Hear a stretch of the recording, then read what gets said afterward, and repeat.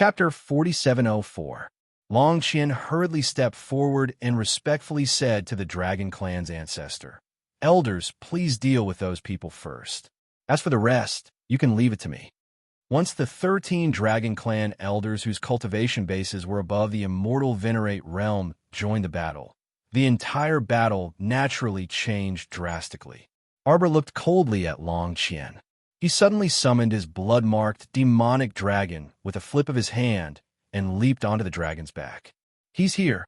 Long Qian was overjoyed, and her eyes couldn't help but light up.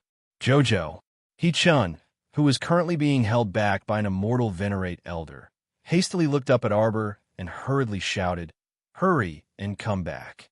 If it weren't for the two by the little white squirrel, and a few other sacred beasts holding the line and assisting He-chun and the others, they would have already been defeated. Of the 13 elders that had been summoned from the Holy Realm, only Shengshun and Little Tai Sui were capable of fighting one of them. The other elders were besieged by the Peony Fairy, Dao Wuji, and the others in 2s and 3s. The members of the Heavenly Fate battle team were ordered to retreat. In front of these Transcendence Realm elders, they were mere God Realm cultivators and had no power at all. Meaningless sacrifices were not desirable, so retreating quickly was the best choice for them. This wasn't a failure. It was just that the disparity in strength was too great, so success or failure was an insignificant matter to them. Their ultimate goal was to preserve their lives with all their might. It's here. She finally took the bait. Long Qian's eyes flickered slightly as she watched the little stoic jump onto the black dragon and rapidly move toward her. She couldn't hide the smugness in her heart. Long Qian turned around and looked at her grandson. She lowered her voice and said, "Long Qian, you will be in charge of everything here from now on." Long Qian panicked for no reason and quickly asked, "Grandmother, where are you going?" "You don't have to worry about it," Long Qian said confidently. "No, grandmother." Long Qian quickly took a step forward with an anxious expression. He stared at Long Qian and said, "You promised me. You're only forcing Arbor to lend the shark pearl. You don't want to hurt her, do you?" Long Qian looked at her grandson with a complicated expression on her face. "Long Qian, don't be like your father. You won't be able to become a good leader just because you are soft-hearted." "No!" Long Shi immediately panicked and shouted anxiously, "Grandmother, you lied to me? You promised me. You promised me that you wouldn't hurt her at all." Grandmother! Long Shangyun couldn't help but cry out in a trembling voice, "Stop it, grandmother, okay? She's not as strong as you think she is. If her heart is hurt by you again and again, this time, everything will be irreparable." "Grandmother, actually this stoic-faced person, her heart wasn't bad. It was just that her mouth was a bit venomous. But most of the time, she would stand in the other party's shoes and think about their difficulties. Can't we discuss this with her properly?" Long Qian looked at her grandchildren with a crazed look in her eyes.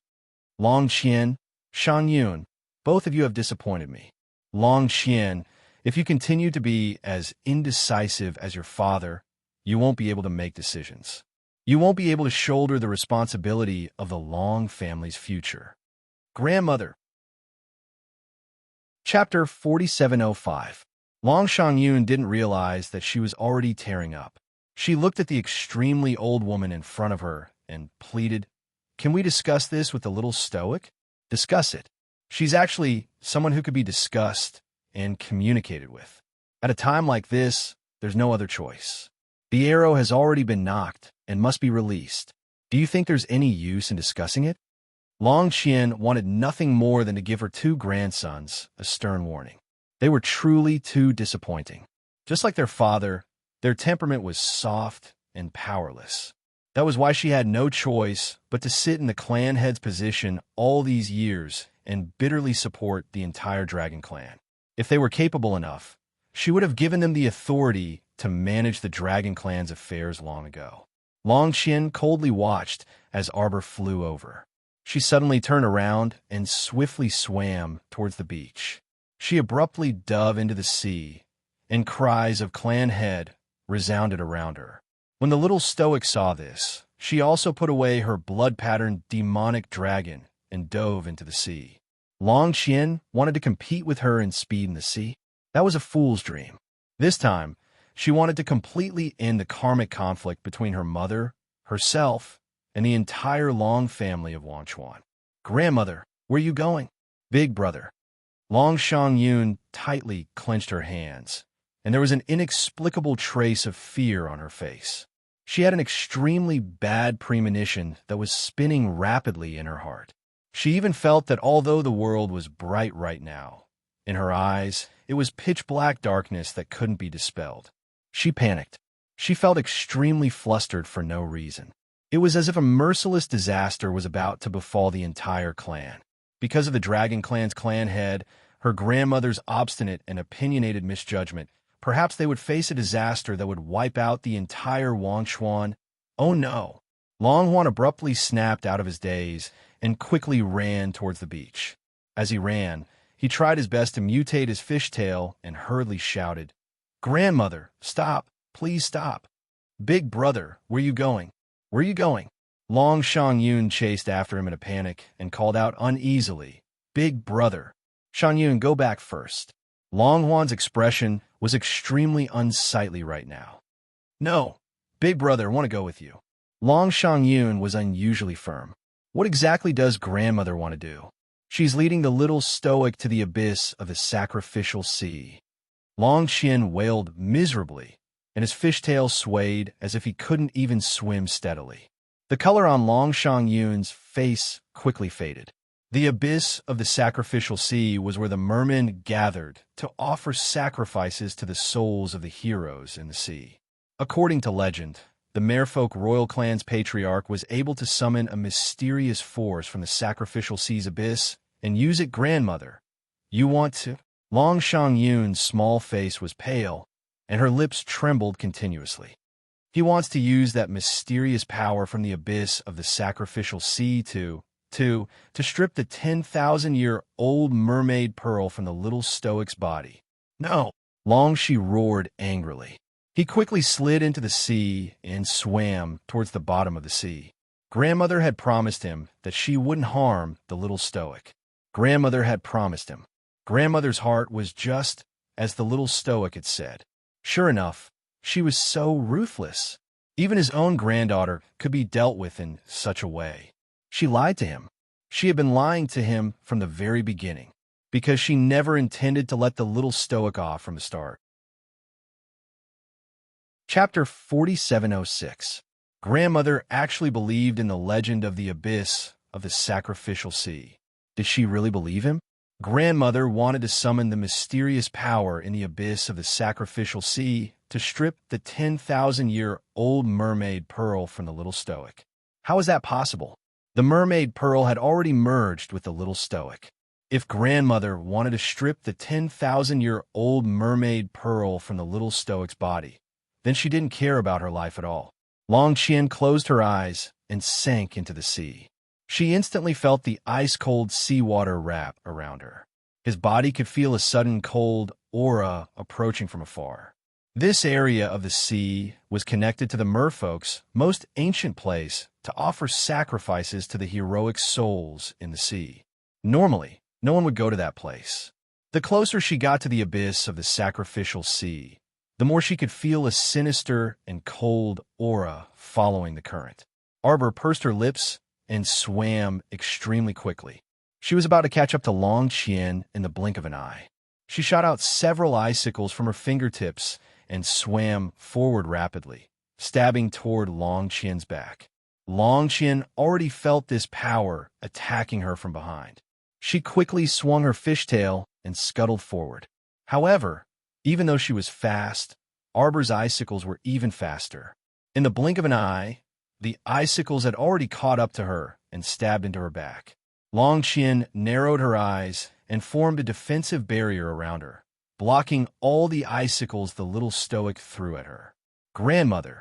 Long Qian anxiously chased after her. However, his speed couldn't compare to the little stoic and Long Qian's. He was a full 3,000 to 4,000 meters away from them. Long Qian turned around and glanced at Arbor. "You can't hurt me, Mu Qiao." As soon as she said that, a whirlpool suddenly appeared in the sea. Less than 100 meters away from her, a giant white snake suddenly emerged from the whirlpool. It opened its mouth and surrounded her with a ball of black mist. Long Qian was startled, and her expression abruptly changed. She saw that this little girl had summoned many sacred beasts and left them there to help kill the Heavenly Fate battle team and resist the 13th Elder together. Now that they were in the sea, that fire-breathing black dragon clearly wasn't suitable for it to stay in a place surrounded by water spirit energy. The little stoic had recalled the black dragon long ago. Long Qian never thought that she would be able to summon a white snake saint beast. If it wasn't for the fact that it was a critical moment, Long Qian really wished that she could ask the little stoic where exactly did she get so many sacred beasts. It was simply inconceivable for a single person to have so many saint beasts by his side. Arbor didn't bother with Long Qian. He didn't even bother to look at her as he reminded the little white snake to be careful. Arbor began to take out talismans from afar. Countless water talismans formed an array and flew towards Long Qian. Long Qian gritted her teeth. She raised her green scepter and broke many of the talismans. He knew that he could not continue to dawdle. This little stoic's tricks were simply endless. If she continued to dawdle with her here, God knows if she would have any more unexpected tricks up her sleeve.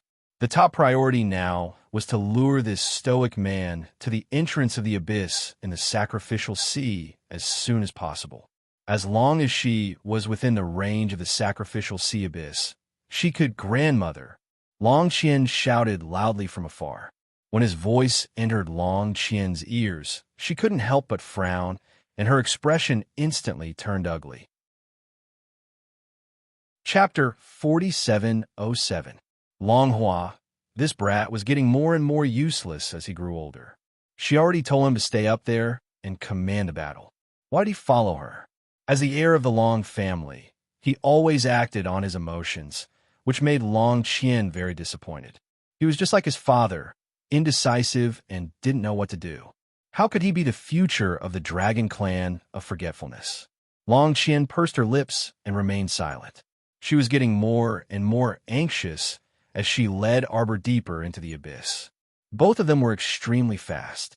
When Long Qian realized that they were getting further and further away, her eyes were bloodshot. She couldn't help but shout, "Jojo, don't go." The power of the abyss isn't something you can fight against alone. That was the power of ancient techniques, the power of nature. It was impossible for a human to fight against it. When Arbor heard Long Hua shout, she frowned and hesitated for a moment. Now, she could tell that Long Qian was clearly trying to lure her to a place alone. Right now, she should retreat quickly to ensure her safety. It wouldn't do her any good to follow them. Long Qian turned around and saw that Arbor had stopped moving. Her heart couldn't help but skip a beat. She knew that this wasn't good. This little stoic seemed to be on her guard. It was all Long Hua's fault. He couldn't do anything right. How could he be so emotional? Once he shouted, everything would be ruined in his hands. Long Qian thought about it and smiled coldly at Arbor. "Are you afraid?" Long Qian. Xiaomu gazed at her icily and declared, "Clumsy goading is completely useless against me. Do you think that I chased you here because I was impulsive? What do you mean?" Long Qian couldn't help but turn around and look at her. She felt that this little girl's exquisite and beautiful face looked a little sinister when she looked at her through the water, especially when she didn't need the water-repellent pearl or a fishtail and could breathe freely in the sea. Her face couldn't help but twitch. There was no one else in the entire Long family who could breathe freely in the sea and wander around like her. These it was supposed to be her successor, Long Chuyu's ability. Then he would borrow Long Chuyu to pass it down generation after generation, bringing their entire forgetful river dragon family to greater heights. Shui Yuan's prediction was good. Without the 10,000-year mermaid pearl, the forgetful river dragon clan would lose their future and be drowned in the torrent of history as time passed. The current forgetful river dragon clan was getting worse with each generation. The merfolk race could not bear such a decline. At the very least, it couldn't continue to decline in her hands. "What are you trying to say?" Long Qian had a bad feeling about this. She knew that the little stoic was intelligent, but how could a young lady like her know her plans in advance? Very few people knew the secret of the sacrificial sea abyss. Only her successor, Long Huan, who was also the candidate for the next head of the family, would occasionally hear about it. Long Xie, this brat was really incapable of accomplishing anything, but good at spoiling things. Long Qian gritted his teeth and turned to Arbor. What other tricks do you have? Just use it all at once. You know, with your current realm, you can't hurt me at all. As soon as Long Qian finished speaking, she realized that golden talismans were rising from the water around her. Chapter 4708. Even though Long Qian didn't know anything about talismans, she still had a good eye. She knew that these golden talismans were the rare, sacred-grade golden talismans that were hard to find. Normally, it was hard to even see a sacred-grade golden talisman. Even in underground auctions and black markets, it was hard to find a sacred-grade golden talisman. But now, Long Qian realized that she was surrounded by a ring of sacred-grade golden talismans. Sacred-grade golden water talismans? Long Qian couldn't help but hold her breath. There were at least 10 sacred-grade golden water talismans in front of her. If all of them exploded at the same time, the power would be Long Qian's pupil shrank. She quickly turned around and escaped into the sea. She even let out an angry roar. It was as if she was urging herself to speed up, but it was also as if she was panicking and running away. She swung her fishtail and dashed forward a few hundred meters like an arrow. She was so fast that it was dizzying.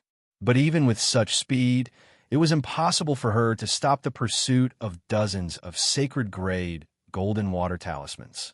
These talismans chased after her, and together with the hundreds of talismans that Arbor had thrown out, they formed a huge talisman array. There were 60 purple talismans and hundreds of blue talismans. These water spirit talismans gathered together and formed a huge water spirit talisman formation. They fluttered in the air and surrounded Long Qian. It took a long time for the talismans to surround Long Qian, but it all happened in a matter of minutes. It didn't even take a second for the talismans to be activated and for the talismans to be released. The array shook violently at the bottom of the sea. Everyone who was fighting hard near the beach was startled by the loud tremor. Whether it was the members of the Tianyan team or the 13th Elder, they all looked in the direction of the sea. At this moment, there was a whirlpool that was spinning rapidly on the surface of the sea. It was boiling and spinning as if it was trying to suck in all the living creatures in the sea. Even the ground near the beach was affected by the tremors, and the ground began to shake vigorously. With such a huge commotion, everyone couldn't help but feel a little worried. Qi Xian and the others all had worried expressions on their faces. Jojo was fighting with Long Qian at the bottom of the ocean, and no one knew if he was at a disadvantage. Although she had the blood-patterned demonic dragon by her side, the demonic dragon was of the fire attribute. Naturally, it would not be able to perform well in the sea that was surrounded by water spirits. Even if she still had the little white snake by her side, it could protect her at a critical moment. But he couldn't be sure that Long Qian wasn't plotting something. Previously, she had lured Jojo into that sea because she wanted to hide her secret. Meanwhile, under the impact of the Saint-grade golden talisman's talisman energy, the entire seabed shook as if there was an earthquake. Long Qian's face was ghastly pale as he spat out a mouthful of blood.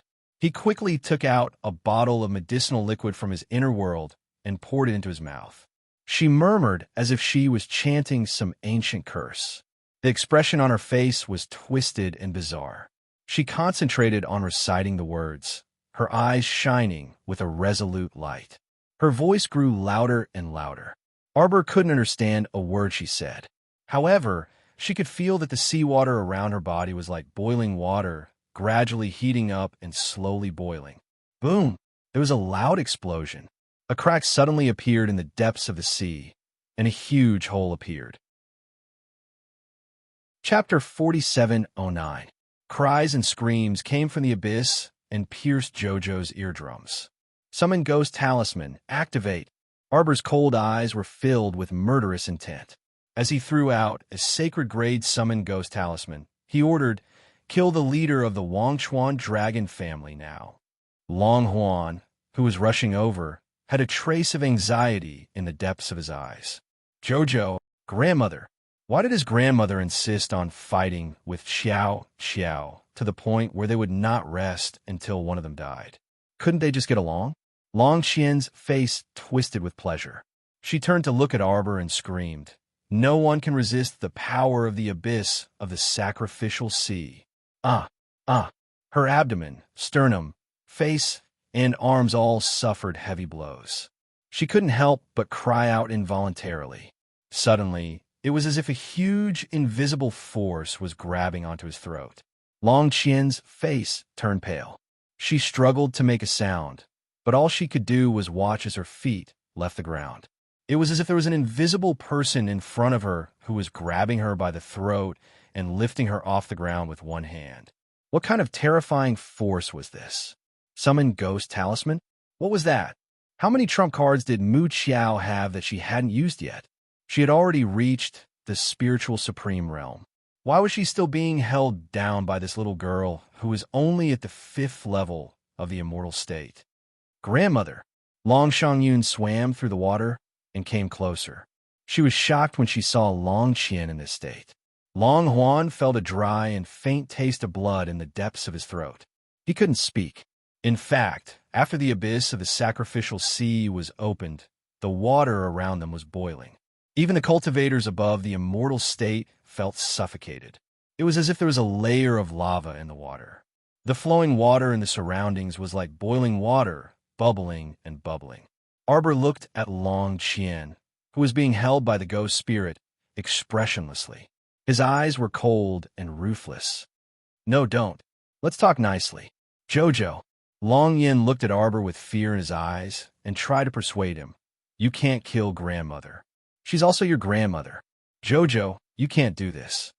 I know that you're suffering, but you're a girl. How can you bear the infamy of killing your own grandmother? Jojo, please let her go. I promise, after this incident, grandmother will never." "Damn liar." Arbor interrupted Long Huan with a cold expression. "What do you have to guarantee that?" Long Huan couldn't help but shudder slightly when he met her gaze. It was a look of extreme distrust. Jojo would never trust him again. She called him a liar and would never trust him again. Yes, he was the one who had destroyed her trust with his own hands. Long Qian's eyes were filled with anger. She couldn't open her mouth to speak, and she could only make some noises from her throat. Long Shangyun felt that her body was burning. She looked down and saw that the skin on her arm had been burned red by the boiling water. It was as if they were standing on top of a volcano. Chapter 47:10. Every breath she took was filled with a burning aura. Due to the purifying power of the 10,000-year-old mermaid pearl, Xiao Mu was born unable to see ghost spirits. Hence, she didn't know how powerful the ghost spirit she summoned with this ghost summoning talisman was. She could only tell from Long Qian's pained expression that the ghost spirit could suppress Long Qian. A mocking look flashed past her eyes. Long Qian saw it. She opened her mouth and wanted to say something, but her neck was being held by the ghost spirit, so she couldn't say anything. She could hear the creaking sound of her neck bones. It had not been broken yet, probably because she had gathered all of her saint energy around her neck to protect this slim chance of survival. "Grandmother," Long Shangyun called out anxiously. She opened her mouth, but when she saw Arbor's expression, it was as if there was a bone stuck in her throat. She couldn't say anything. "Kill her," Arbor ordered coldly. Instead of calling this woman her grandmother, it was better to call her the enemy who killed her mother. It was her. It was because of this old woman's cruelty that her mother was pushed to her death. It was her. It was her who made her mother lose the will to live. It was her. It was her who made her mother suffer an indescribable blow before she died. She didn't deserve to be a mother. She said that everything was for the future of the Long family. Why did you have to sacrifice Long Chuyun's happiness in exchange for the future of the Long family? Long Chuyun deserved it. Death. She. Really? No. Long Qian screamed.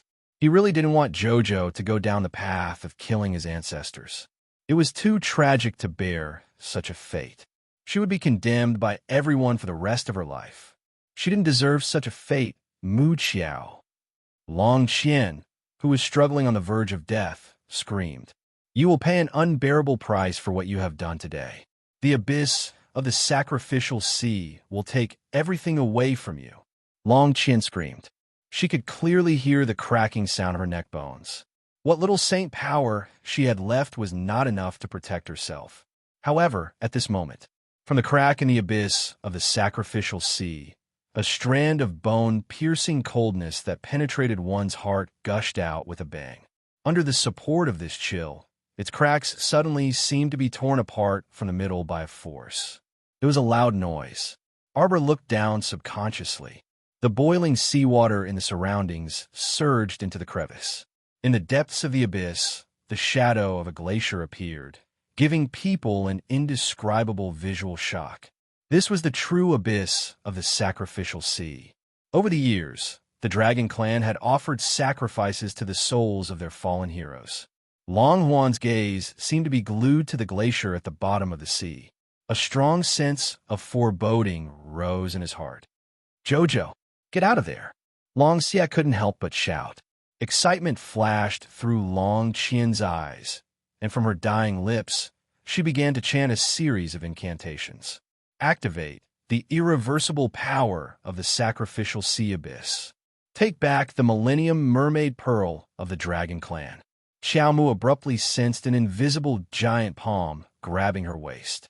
Her body swayed a few times, and a cold, murderous aura appeared on her face. Chapter 47:11. This huge force was dragging her down at an extremely fast speed towards the glacier in the abyss of the sacrificial sea. "Qiao Qiao." Long Huan instinctively pounced over and grabbed her wrist. However, compared to the power of the abyss of the sacrificial sea, his strength was far too weak. His entire body was being dragged down towards the abyss of the sacrificial sea. Long Qian felt the grip on her neck loosen, and the force that was strangling her suddenly stopped. She was elated, and she quickly took out some ointment from her inner world and applied it on her neck. The strong ghost spirit had already let go of her. At this moment, it had no time to care about Long Qian as it rushed to save its little master. Although Long Qian was relieved, her neck was already broken, and she was well aware of the situation. If it wasn't for the sacred medicine that could reconnect bones and tendons, she wouldn't have been able to escape death. Although she would probably die, as long as she could get the millennium-old mermaid's pearl back for the Long family, she would be able to die in peace. Long Qian had a smile on her lips, but when she shifted her gaze over and saw Long Huan, who had not let go of Qiao Mu, her expression froze. Long Huan was becoming more and more disobedient. If he were to let his emotions affect his decisions, he might end up losing his life as well. "Let go," Arbor said to Long Huan calmly. Long Huan could not change the speed of her fall, even if he tried to pull her. Instead, he had lost his life for nothing. It was useless. Arbor glanced at him indifferently. Even though Long Qian was clamoring for her to be taken away, her body didn't feel the slightest bit of discomfort. The mermaid's pearl was still in her body. That enormous power also made her feel a little strange. Although it was holding on to her tightly, it didn't seem to have any ill intentions. Could it be that the huge force in the abyss of the sacrificial sea was one of the 3 special abilities in heaven and earth, the power of deprivation? It was obvious that the power of deprivation didn't feel any disharmony with the force in her body. It was as if she was born with it and could blend in perfectly, which is why, in fact, Arbor wasn't as flustered as Long Qian thought. She did not panic at all. She even had the mood to casually glance at Long Huan. Long Huan suddenly jumped out and grabbed her tightly at the critical moment of life and death. She was surprised. She did not expect that she still had some brotherly affection for her.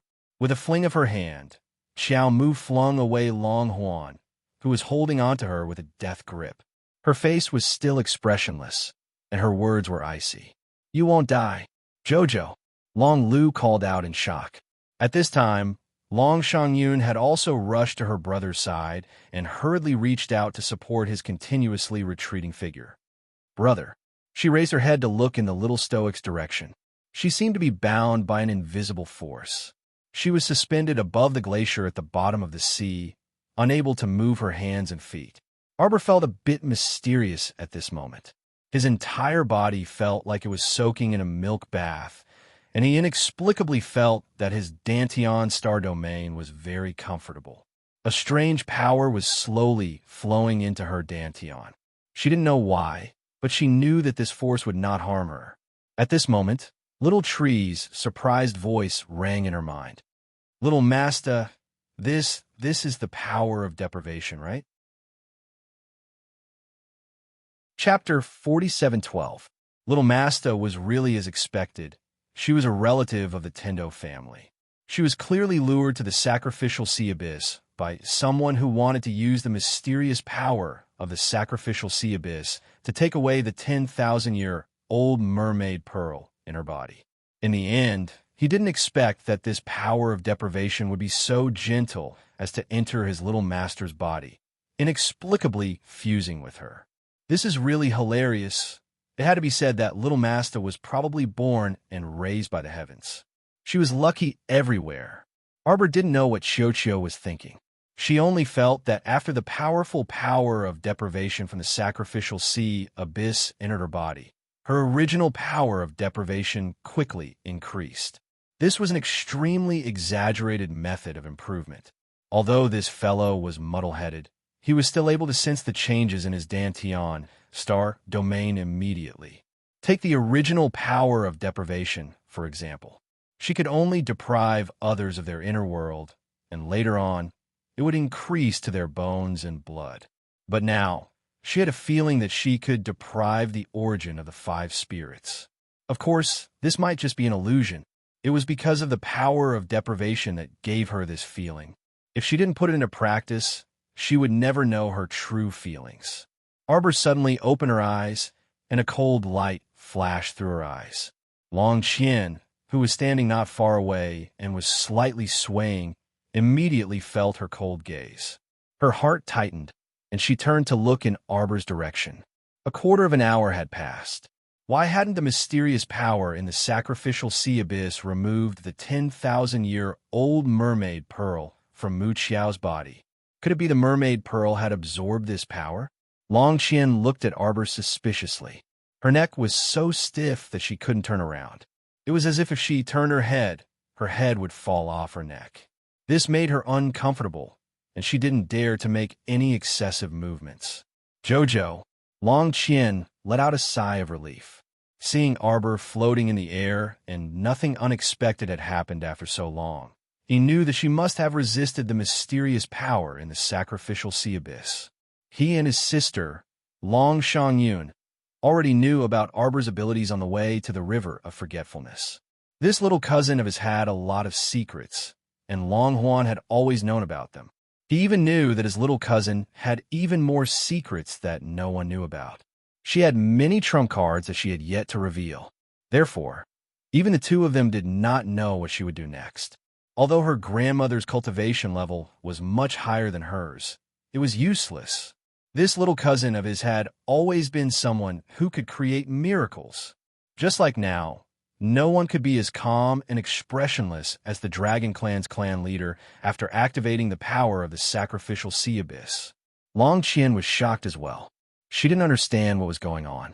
Why didn't the power of the sacrificial sea have any effect on this stoic face? Didn't it rob her of the 10,000-year mermaid pearl? If it didn't take it away, how was she going to get the sharp pearl back? How to baptize the many clansmen? How to save the Snowland? How to continue the excellent bloodline? She had done so much not for herself, but for the bloodline of the Forgotten River Dragon Clan. Long Qian could feel the pain in her neck, and she couldn't help but raise her head slightly.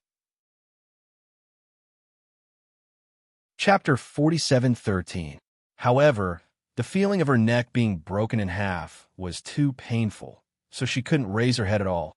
The seawater around them had reached an extremely high boiling point and was churning non-stop in front of their eyes. Long Qian could feel the scorching heat waves hitting her in the face. This feeling made her a little uncomfortable.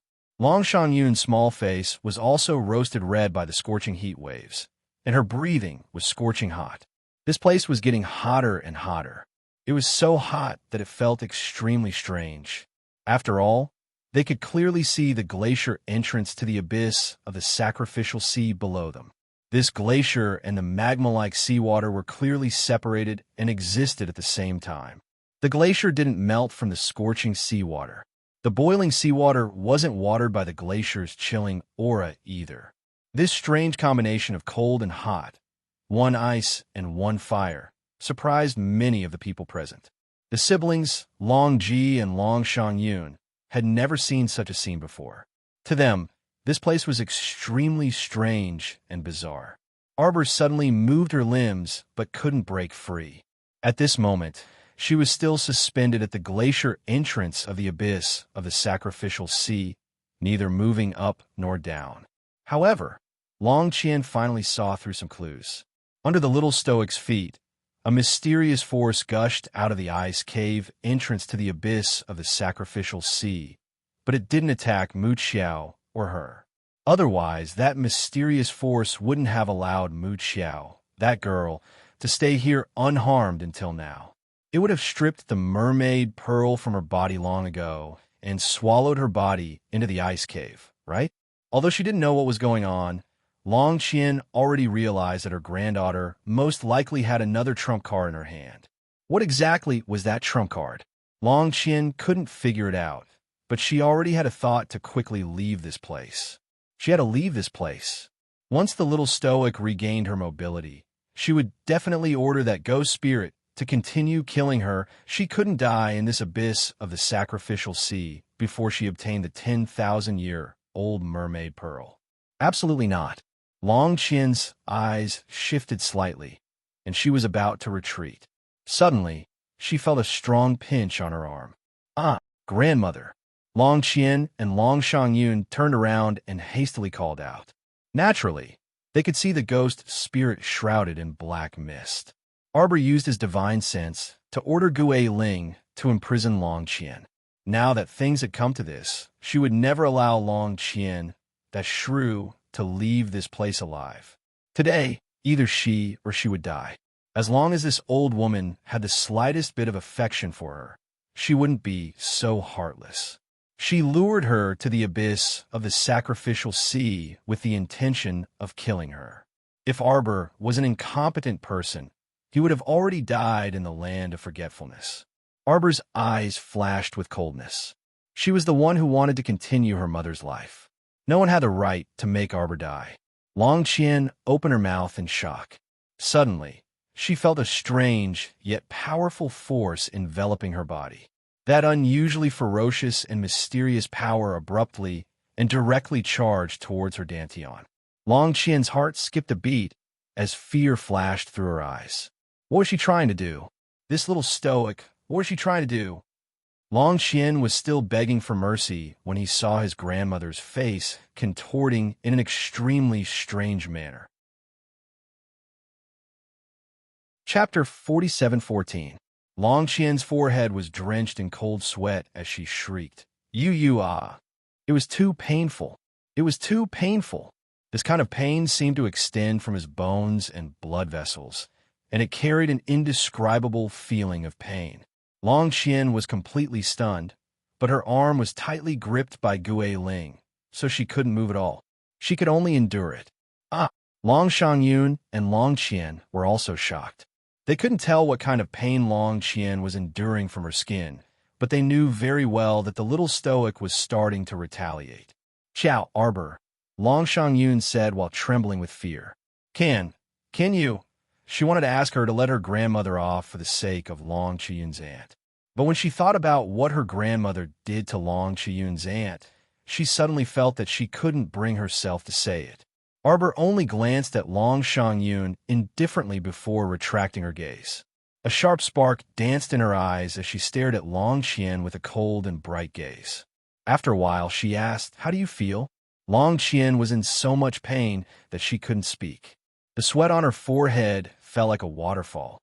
This kind of pain that came from the depths of her bones wasn't as simple as the pain on her skin.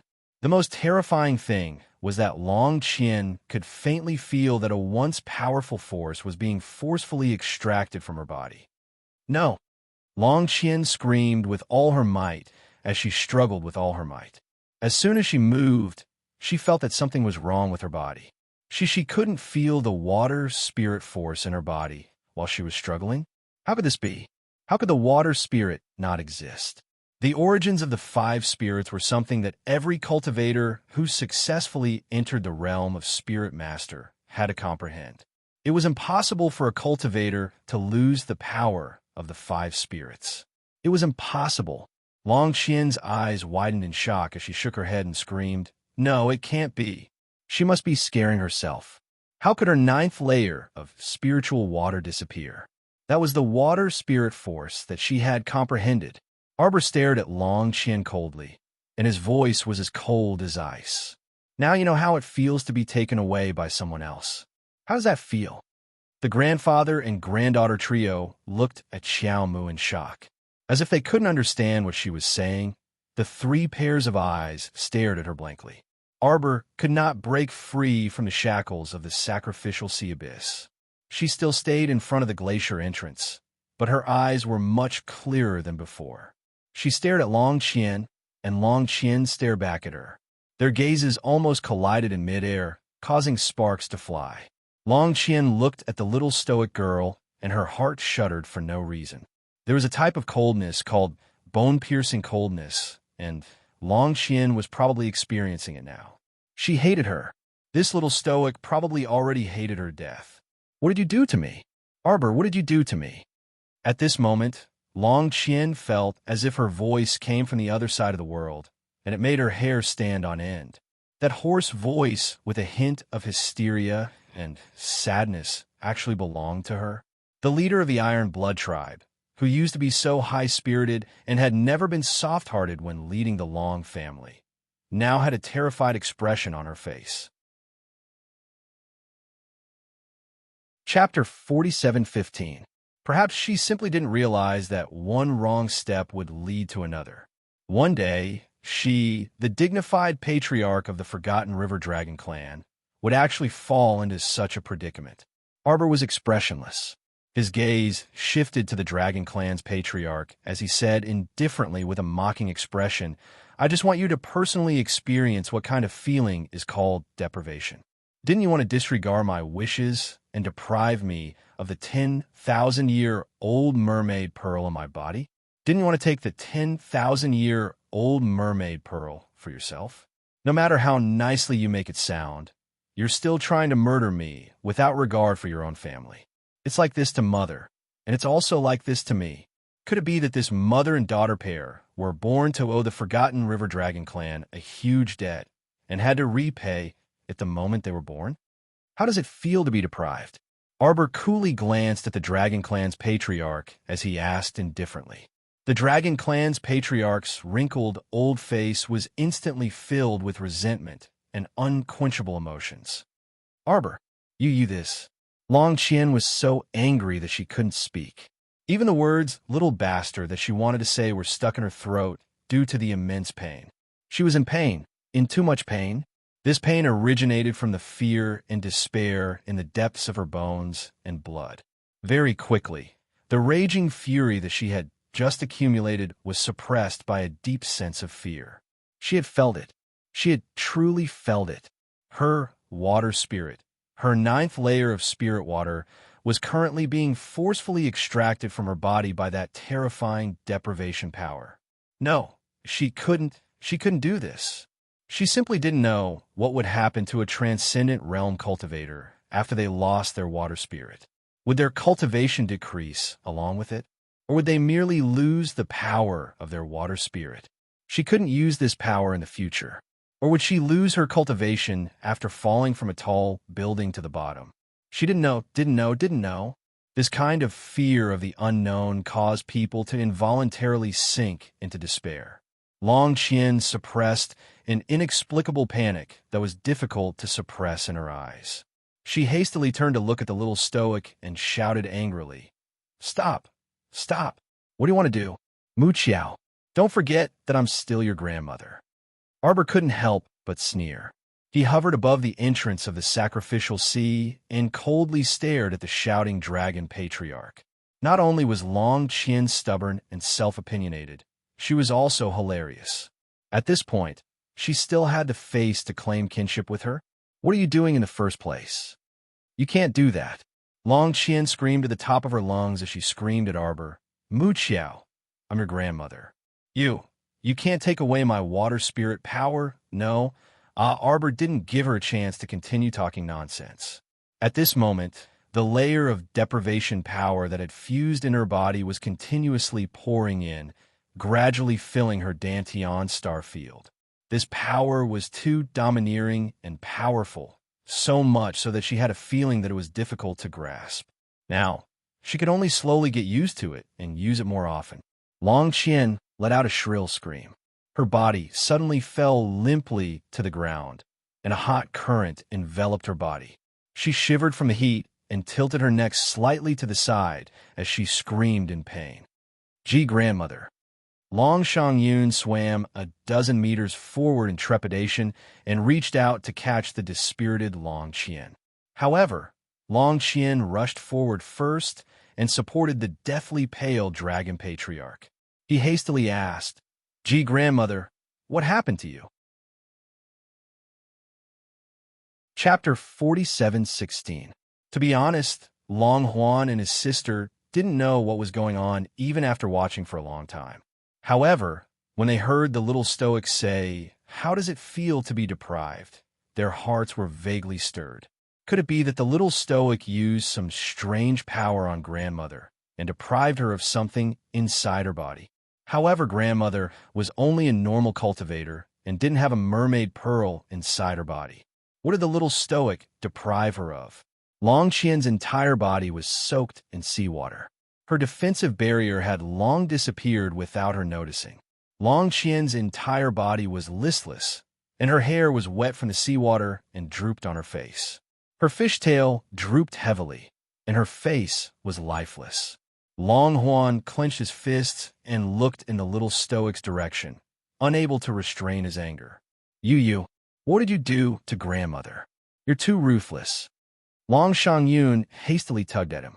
Speaking of Long Huan, he was truly an extremely contradictory person. Previously, when he found out that Grandmother wanted to kill Arbor, he truly lamented in his heart. To be honest, the little Stoic only had a terrible temper and was a bit of a con man, but she didn't have a bad heart. When Grandmother wanted to kill the little Stoic, he naturally objected to it 1,000 times over. But now it was the other way around. When he saw his grandmother, whom he had always respected, lying in the crook of his arms on the verge of death, he couldn't help but resent the little Stoic in his heart for being too ruthless and not knowing her limits. Therefore, it could be said that Long Huan was a contradictory and indecisive person. Whenever he encountered a problem, he would waver. The little Stoic had interacted with the siblings for a long time, so she believed that she understood their temperaments. Now that she saw his expression, although she didn't think much of it, she wasn't very angry. This person was just like that because of his temperament. How bad could he be? That wasn't necessarily the case. How good could he be? That wasn't necessarily the case. Either this fellow was born in a peaceful era, so he was rather suitable to be an idle young master who tended to flowers and plants. If he really had to shoulder the future of a certain family with his wavering temperament, it wasn't that Arbor was looking down on him, but it really wasn't too suitable. In the face of the little Stoics, "I'm too lazy to pay attention to you," gaze, young Master Long simply had nowhere to vent his anger. He reached out to support the Dragon Clan leader who had already fainted and hurriedly took out 2 pills and stuffed them into her mouth. "Let's end this matter here," Long Qi said coldly. "Grandmother was in the wrong first, but now you are paying her back in her own coin. You are paying her back in full." His voice abruptly stopped. Suddenly, she saw her grandmother release a soul-sealing arrow from between her fingers, shooting it straight at Xiao Mu. Long Huan's eyes widened and his handsome face contorted. He pushed the old woman away and shouted, "Grandmother! Grandmother!" The blood drained from Long Shangyun's face in an instant. Grandmother actually released the treasure of the forgetful River Dragon clan. the soul-locking arrow? Why? What kind of deep hatred did grandmother have with the stoic face that she would actually release a holy weapon like the soul-locking arrow? She wanted to obliterate Xiao Mu's body and soul.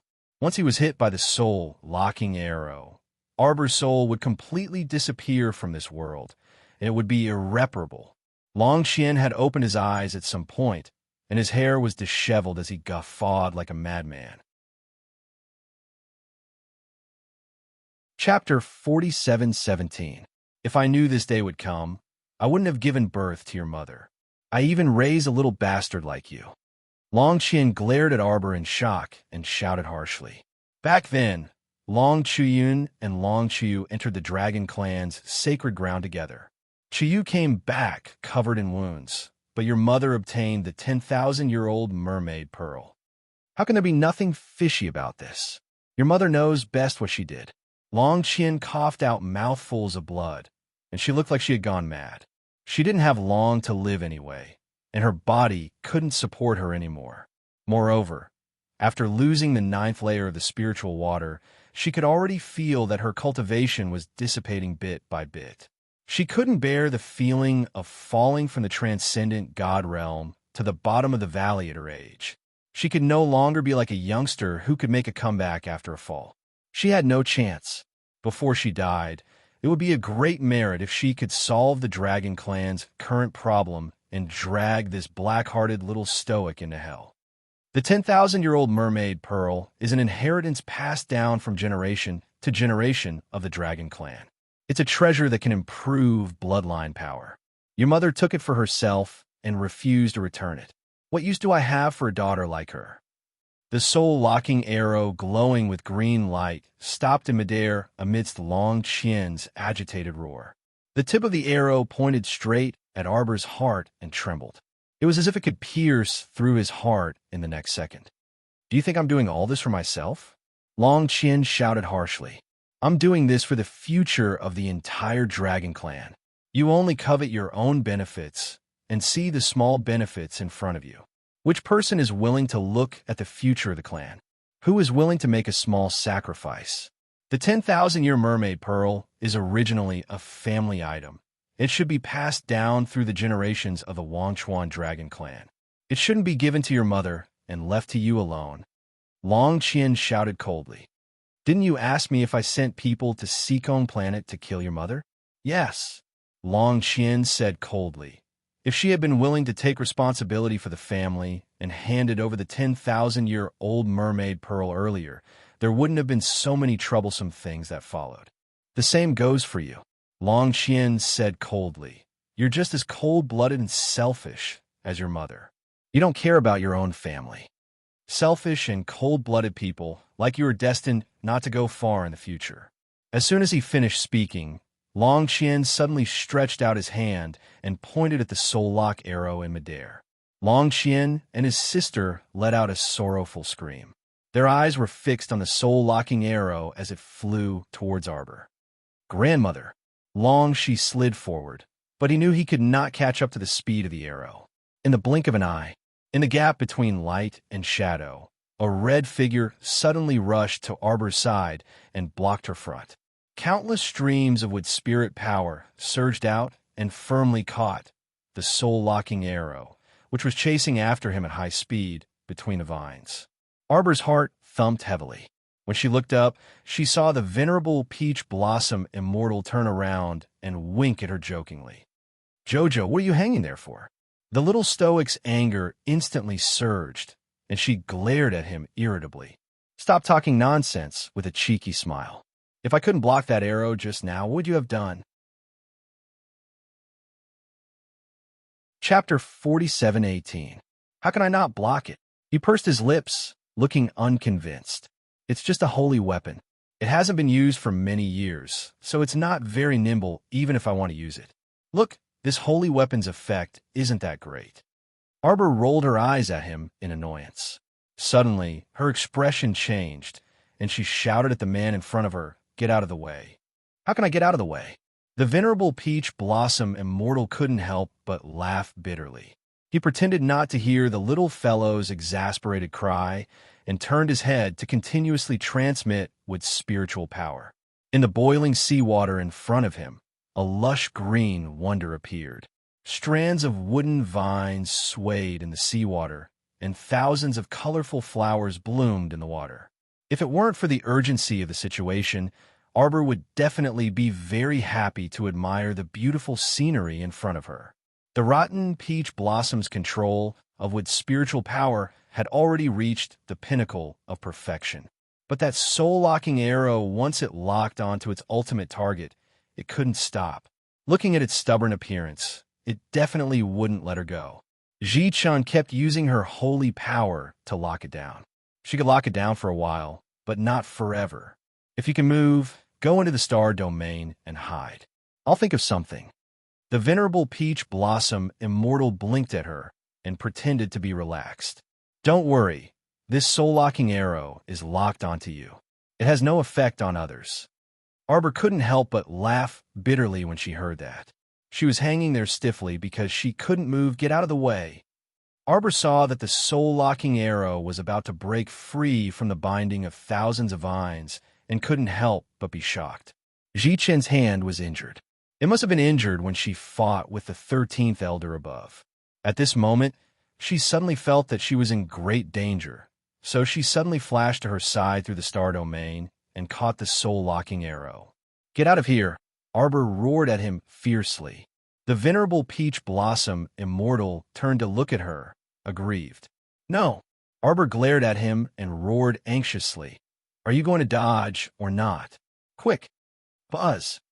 They watched as the soul-locking arrow broke free from the vine's encirclement and broke through the layers of defense laid out by the peach blossoms. In an instant, it flew in front of the two of them. Arbor felt his vision darken. His head was dizzy, and his heart was in his throat. Rotten peach blossoms! She shouted. The soul-locking arrow was already in front of them, but the venerable peach blossom immortal caught it with one hand and held it tightly in his palm. Arbor saw the blood in his palm flowing down, and his eyes seemed to be filled with the color of blood. Long Qian couldn't help but laugh coldly when he saw this, and he forcefully propped up his tattered body before he said with a ridiculing expression, once the soul-lock arrow locks onto its target, then it's the outcome of not stopping until it's dead. In this world, who could resist the might of a saint artifact? A mocking look flashed across Long Qian's eyes. A cultivator who had not reached the ultimate god realm would not be able to fight back against a sacred weapon. Rotten peach blossom. Arbor's eyes narrowed, and he shouted angrily, Let go! The venerable peach blossom immortal thought to himself, Why would I listen to you and let go? Even he found the soul-locking arrow troublesome, let alone Jojo, who had not reached the transcendent god realm. Xiaomu was so anxious that she kept struggling. I have a way to deal with this thing, she said with a determined gaze. You let go. Now. Who said that she was going to surrender? Chapter 47:19. It was just a divine weapon. It was not as if Arbor did not have one. Her left hand suddenly moved. While she was delighted, she hurriedly lifted her leg and pounced toward the venerable peach blossom immortal's arm. Let go. The venerable peach blossom immortal was shocked by her actions. He did not expect her to be released from the abyss of the sacrificial sea and jump into his arm. With this, the venerable peach blossom immortal abruptly loosened his grip, and the soul-locking arrow he was grasping stabbed towards Xiao Mu's heart at lightning speed. The venerable peach blossom immortal's pupils shrank.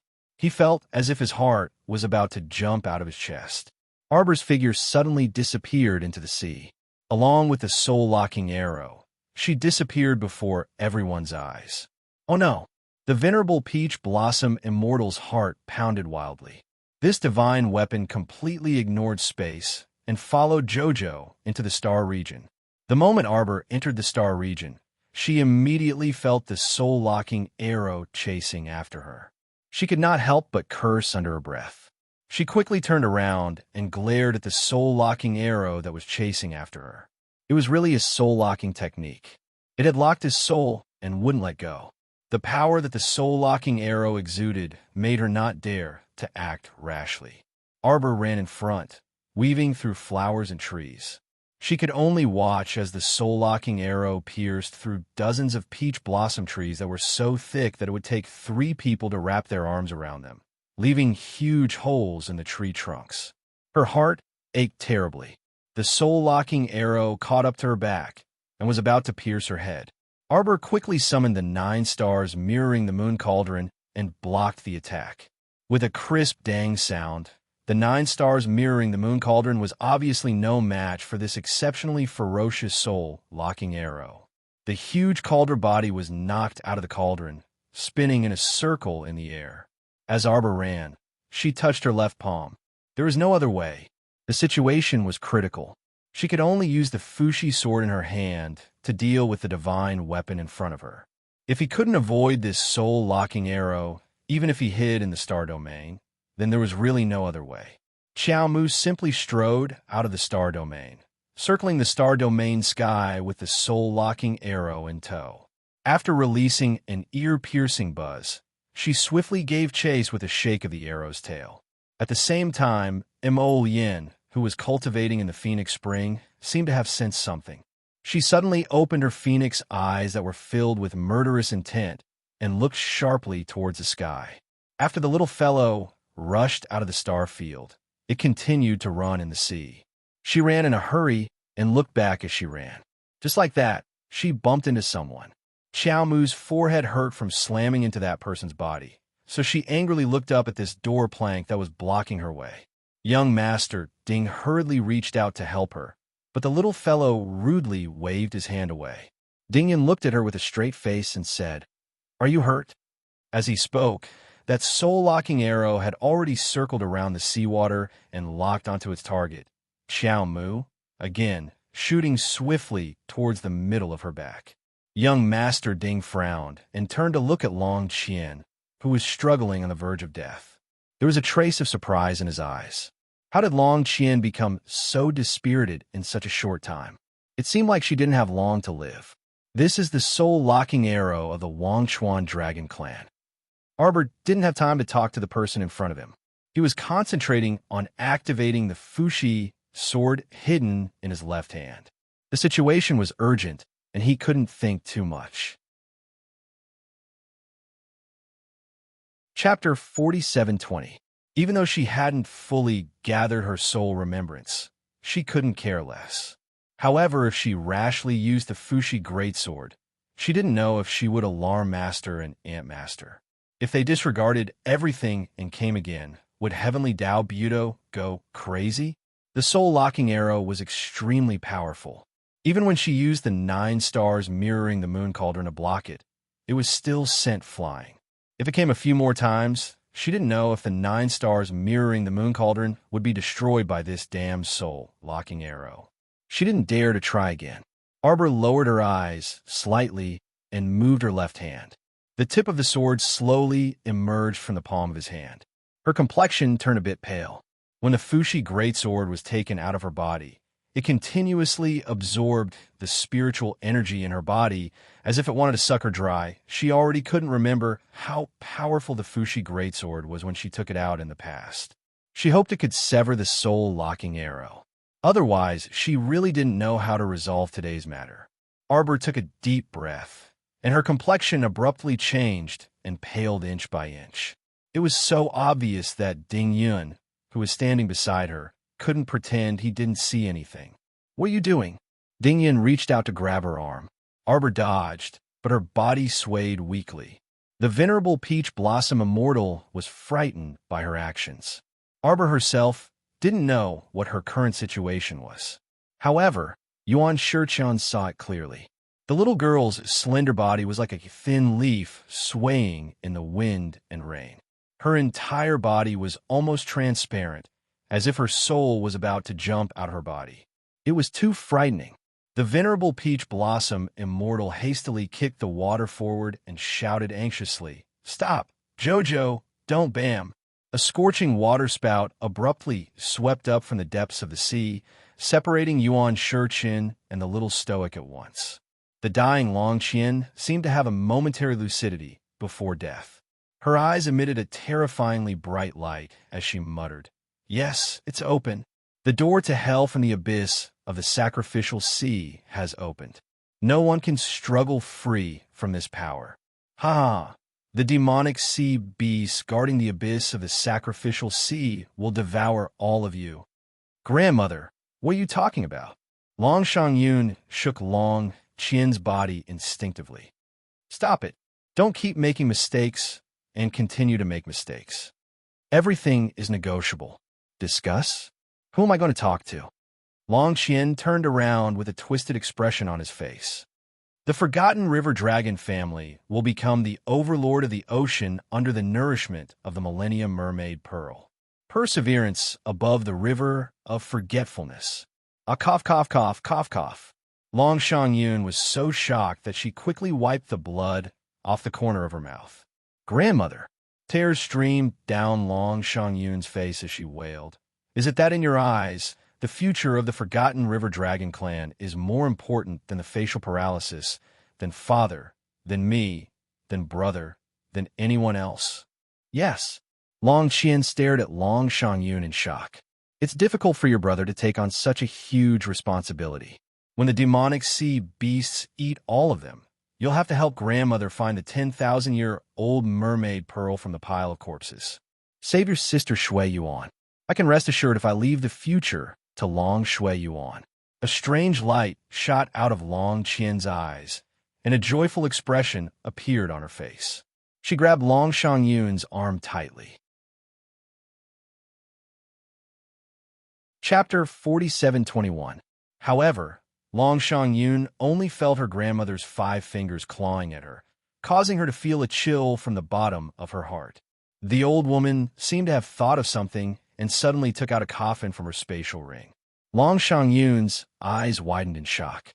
Grandmother actually placed Sister Shui Yuan in a coffin and carried it around with her? So, grandmother had planned from the start to take out the shark pearl and get it to Long Shuyan as soon as she killed Arbor? Long Shangyun couldn't help but shiver the thought of this. "Shui Yuan promised me that she would dedicate her life to the Forgotten River Dragon clan," the old woman said with a self-righteous expression. "Let her keep the shark pearl for a while. When your brother's child grows up, let her hand over the 10,000-year-old shark pearl and pass it on to your brother's heir. Then, the future of our dragon clan will be passed down for generations to come." The old woman's eyes shone with a strange light as she said this. Long Shangyun opened her mouth but didn't know what to say. She felt that the old woman was simply bewitched. For the illusory future of the dragon clan, she had been planning and scheming. She had even used her own grandson and granddaughter to scheme against them. "I can't rely on my own son or grandson. I can only place my hopes on your brother's child."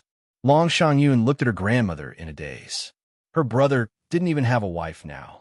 How could she place her hopes on her brother's child? "I've already chosen your elder brother's fiancée. Duo Shanmei of the Duo family has a good bloodline and talent. She is a good match for your brother. Since he can't take on the great responsibility of the dragon clan in the future, he must obey the arrangements and give birth to a smart and healthy heir for the Forgotten River Dragon clan." Long Shangyun shivered again and looked at the old woman in a daze. "So, back then, you wanted to kill my aunt because she didn't obey your arrangements?" The old woman probably didn't love Long Shuyan that much. It was just that Long Shuyan was a very qualified tool in her eyes. She was willing to use her own blood to predict the future of the Forgotten River Dragon clan. For the Dragon clan, she promised the old woman not to marry and to serve the clan for the rest of her life. Then what was she, Long Shangyun? The old lady suddenly grabbed Long Shangyun's arm and roared. "As the next successor, you are the aunt of your brother's child. I hope that you won't be as ignorant as Long Chuyun." Back then, when I asked her to return the mermaid pearl, she told me that the mermaid pearl had already fused with her bloodline. She will die if we take it out rashly. A trace of disdain flashed across the old lady's eyes. She shouted sternly, "So what if I die? If it was me? For the prosperity of the entire clan. Even if I die, I will definitely hand over the mermaid pearl. What about her? She's just a selfish ingrate." I gave her two options. Take the mermaid pearl and stay behind to become the saintess of the dragon clan. You will assist the next successor of the dragon clan, which is Jing-er. The other one is to bring the mermaid pearl to the marriage.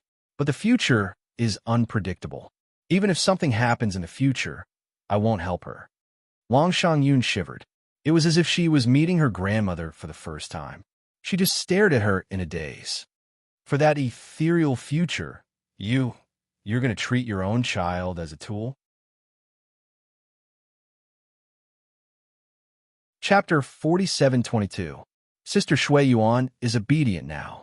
She promised you that she would never marry and protect the future of the Long family. But grandmother, you're going to die soon. Long Shangyun couldn't help but cry. Many years later, Sister Shui Yuan doesn't want to return the mermaid pearl and doesn't want to protect the family anymore. Are you going to crawl up from the ground and kill her? We are all your children. Every single one of us is an independent individual with our own thoughts and our own hearts. They are not marionettes that you can command at will and hit wherever you want them to. Rebellious daughter, Long Qian wanted to slap Long Shangyun's face. However, she felt a grip on her arm. Long Qian had grabbed her hand tightly. Long Qian pulled Long Shangyun and old madam and quickly retreated, avoiding a wave of heat that came from the bottom of the sea. Are all of you going against the heavens? Long Qian glared at Long Qian and Long Shangyun with her old eyes. The light in Long Huan's eyes dimmed bit by bit. He looked at her and said with disappointment, Grandmother, I won't follow your arrangements and walk down the path you've arranged. I won't marry Duo Shanmei from the Duo family. You can give up. Rebellious. Long Qian was so angry that she spat out a mouthful of blood. Her eyes were as white as ash. She knew that she didn't have much time left, but this group of juniors, one after another, didn't listen to her. The grand scheme that she had planned for the future of the Long family was going to be destroyed in the hands of these unfilial descendants. When she asked Long Chuyun to hand over the mermaid pearl, she refused. When she asked Long Qian to marry Duo Shanmei from the Duo family, she refused. When she asked Long Shangyun to support Long Qian's future children, she mocked her for being delusional. She even told her that everyone was an individual with their own thoughts and not a puppet in her hands. Even the most obedient Shui Yuan could it be that after she woke up with a mermaid pearl, she would really stop listening to her like what Long Shangyun had said? She wanted to find someone who could support the family wholeheartedly, someone who could bring the family to greater heights. Why was it so difficult? Deep in the abyss of the sacrificial sea, a terrifying roar that sent chills down one's spine resounded. Everyone looked back and saw a giant snake tail rolling up from the depths of the abyss. It hooked onto a member of the dragon clan beside Prophet 2 and dragged him down with a splash. Everyone's pupils couldn't help but shrink. That dragon clan clansman was at least at the 15th level of the spirit realm, but he'd been dragged down so easily and without a sound. He didn't have the slightest ability to resist. This demonic sea beast, I'm afraid mature Saint Beast. Long Qian suddenly burst out laughing.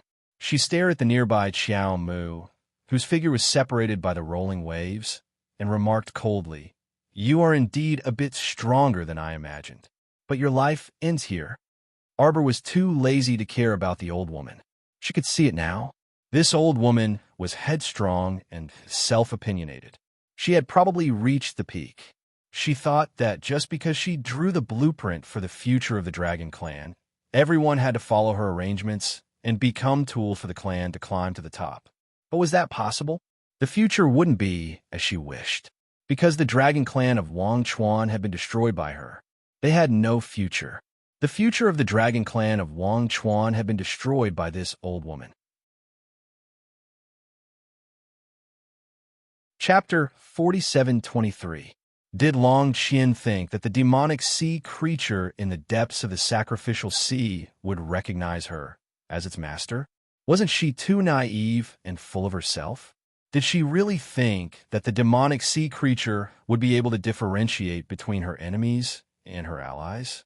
Did she think that it would let the Dragon Clan off just to attack her in Arbor? Wrong. It was an indiscriminate attack. Just like right now, The giant tail in the undersea abyss struck out violently, and the boiling seawater was like a heat wave that covered everyone's faces. The streams of water turned into transparent arrows and pierced through the chests of the Dragon Clan clansmen, turning a dozen or so of them into beehives. The Dragon Clan's members were frozen on the spot, and in less than a second, they were torn apart and swept away by the waves of heat. Long Qian was shocked and didn't know how to react. That was until Long Shangyun suddenly shouted at her, "Grandmother, why your hand?" She finally regained her senses and looked down at her hand. She couldn't help but scream. It turned out that her hand had been silently melted by the boiling seawater. Long Qian only realized that something was wrong when Long Shangyun reminded her. The main reason was because there wasn't a single part of her body that wasn't in pain. The pain was so intense that she didn't even notice the change in her hand. Long Shangyun couldn't help but shiver as she looked at the boiling seawater. "Let's go up, brother." The seawater had already melted her grandmother's hand, and she wasn't sure if it would melt Long Shangyun's arms, legs, or even her head. This was too scary. Could it be that in the depths of the sacrificial sea, there weren't only icebergs that hadn't melted for thousands of years, but also volcanoes? Long Shangyun didn't want to stay in this strange place where fire and water mingled, yet they were still clearly separated. Quick! Defense! Defensive spiritual weapon! Defensive spiritual weapon! Quick! Cover me with a defensive spiritual weapon! Long Qian shouted. Hearing this, Long Shangyun's fingers trembled, and she hurriedly put on a defensive spiritual artifact for her. Long Qian immediately felt much better. At least the burning sensation on her skin was slightly better. At this time, the seawater had already taken on an abnormal crimson color, like layers of heat waves. Circle after circle of shrinking encirclement, it wrapped in their direction. There was scalding hot seawater all around, and there were demonic sea beasts that attacked indiscriminately. Long Shangyun felt that such days were simply too difficult. She had to rush up to the surface of the sea as soon as possible. Otherwise, she was afraid that she would really die here. The more Long Shangyun let her imagination run wild, the more scared she felt. She then turned around and shouted anxiously in her brother's direction, "Brother, let's go." Long Qian was smarter than Long Xiang. His expression was still calm. "Don't panic, Xiangyun. As long as you circulate a portion of your spiritual power around your body, you will be able to resist this hot seawater." The reason why his grandmother's palm was melted by the scalding seawater was because she seemed to have lost the ability to defend herself. Long Qian looked at Long Qian in surprise. Long Qian, on the other hand, was curled up in pain inside the shield. He stared at his half-burned hand and screamed in pain. His eyes were filled with anger. This Mu Qiao had gone insane and stripped her of the 9 layers of spirit water in the depths of her flesh and blood, as well as in her dantian. As a result, she was now a cripple. Her cultivation had deteriorated so much that she couldn't even activate the shield. Chapter 47-24. She was simply too unlucky. A trace of anger flashed across Long Qian's aged face.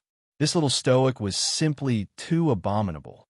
She looked in the direction of Arbor. She couldn't help but be shocked by what she saw. At this time, Arbor was like a thin leaf swaying in the wind and rain.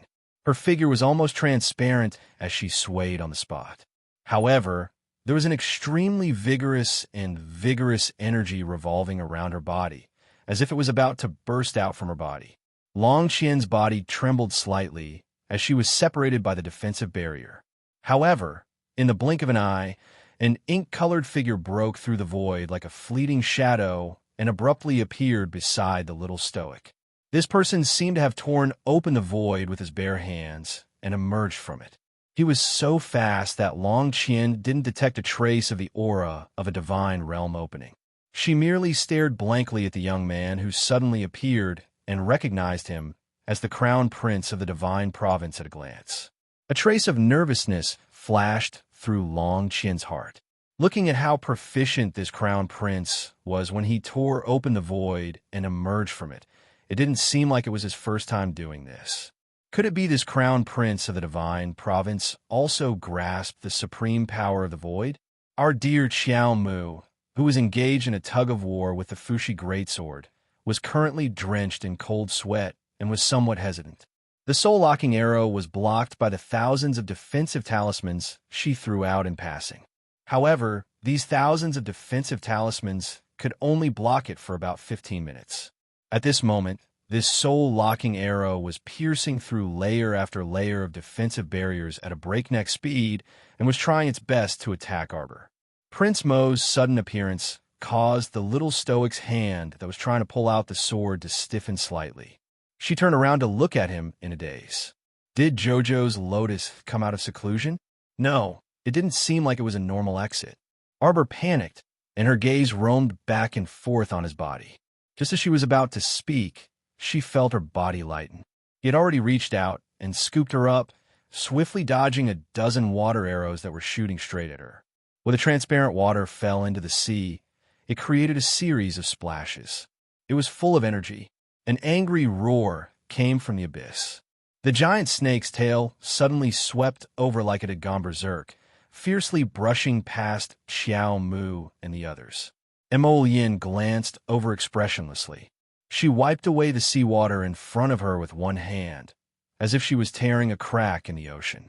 The countless waves created by the snake's tail were all sucked into the crack, not leaving a single bit behind. Longhuan's pupil shrank. He opened his mouth and muttered, "Is this the power of the void?" The power of the void could shatter the void and reverse the situation at any time. It made people unable to resist it at all. This man with cold phoenix eyes and stern features had grasped the power of the void. It was too unimaginable. Emolian lowered his head to glance at the little stoic. Although his handsome face was still expressionless, he actually said to her, "Don't be afraid." The little stoic, with Emolian's appearance, she really should use an image talisman to record it and play it for him to silently admire. It would definitely be very interesting. At this time, that soul-locking arrow finally broke through the layers of barriers and flew to Arbor. Unfortunately, before this fellow could stab into Arbor, the seawater in front of it parted slightly, revealing a black hole-like vortex that instantly sucked it in. "Be careful," the venerable peach blossom immortal said hastily. "This soul-locking arrow ignores space." Chapter 4725. Sure enough, as soon as the venerable peach blossom immortal finished speaking, the soul-locking arrow jumped out of the black hole. The soul-locking arrow seemed to be drunk from the start. It shook its head and felt dizzy. After finally distinguishing the direction with great difficulty, she saw Xiao Mu as if she had seen a delicious snack and hastily dashed in her direction. Annoying. Emolian stared unhappily at the bouncing, soul-locking arrow. Suddenly, she opened her inner world and took out a small bronze cauldron. Arbor's eyes lit up. Jojo's lotus was indeed ferocious. Looking at the situation, was she going to refine this annoying, soul-locking arrow directly? The soul-locking arrow seemed to have sensed something. It turned around and scuttled. The tail of the arrow trembled slightly and burrowed into the black hole that Emolian had torn open. But very quickly, it came out from the other side of the black hole again. Very intelligently, it braked in the air. If it had a face, it would definitely make a scared, shitless expression at this moment. There was nothing else. It had burrowed into the black hole and escaped again. It was getting closer and closer to that expressionless kid. Was he that scary? The soul-locking arrow retreated a little, but a huge suction force suddenly pulled it over. With a clang, the soul-locking arrow fell into the small bronze cauldron. This time, it was like a ferocious tiger entering a cage. Everyone could only hear the incessant clang, clang, clang sounds. The soul-locking arrow struggled to get out of the small bronze cauldron. It knocked the cauldron's lid flying outwards. Emolian pressed her hand down and added a stream of holy power to seal the small bronze cauldron. She narrowed her eyes and raised her hand to throw in a stream of holy fire. Black flames suddenly sprang up from the bottom of the bronze cauldron. Instantly, the small cauldron was roasted to a faint red color. Arbor frowned as he looked at the inconspicuous small bronze cauldron in Mo Lien's hand. He suddenly thought of something and used his divine sense to enter the Tianji secret realm. Ever since he came out of the Tianji secret realm, he had been busy urging Jojo's Lotus to cultivate. Arbor did not have time to give the crafting cauldron to Lotus. At this moment, seeing him summon that small broken cauldron to refine the soul-locking arrow, Arbor finally remembered. After a quick search, he dug out the best crafting cauldron in the world, heaven and earth, from the vault guarded by the 100 or so mechanical men. The funny thing was, Charles sensed that she was taking away their treasures. At first, they stacked on top of each other and hung on the crafting cauldron, hugging it tightly without letting go. Then, because they couldn't snatch Jojo from him, they were thrown to the ground one by one, and they couldn't help but cry. That comical scene scared Arbor so much that he hurriedly locked them all in the small vault and closed the door. Out of sight, out of mind. Damn it.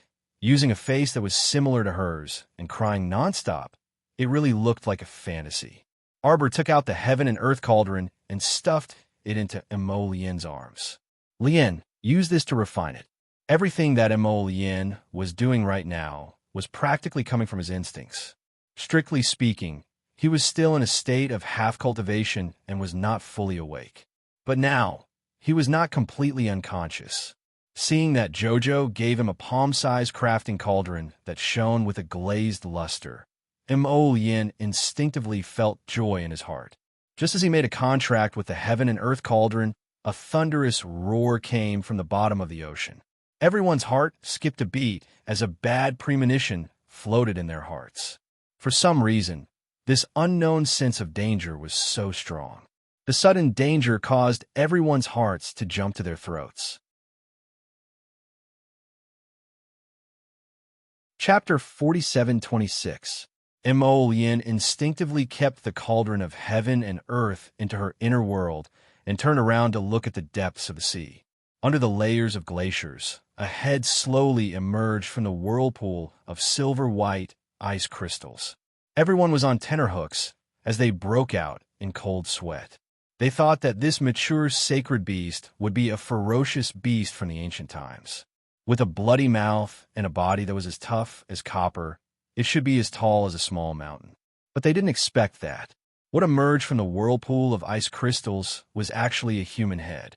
The beast in front of them was just as they had imagined. Its upper body was still in the form of a human, and its face was almost as white as snow. Its eyes were slightly closed, and its eyebrows and lips were silver white in color. Arbor took a look and retracted his gaze. His gaze landed on the soul-locking arrow that was trapped inside the small bronze cauldron. Bang! In just a few seconds, the soul-locking arrow knocked away the ordinary weapon cauldron. Mo Lien frowned slightly. This ordinary cauldron that had been with him for a long time was destroyed by the soul-locking arrow, just like that. He stretched out 2 fingers and grabbed the soul-locking arrow that was still trying to fly forward. A cold light flashed in the depths of his eyes.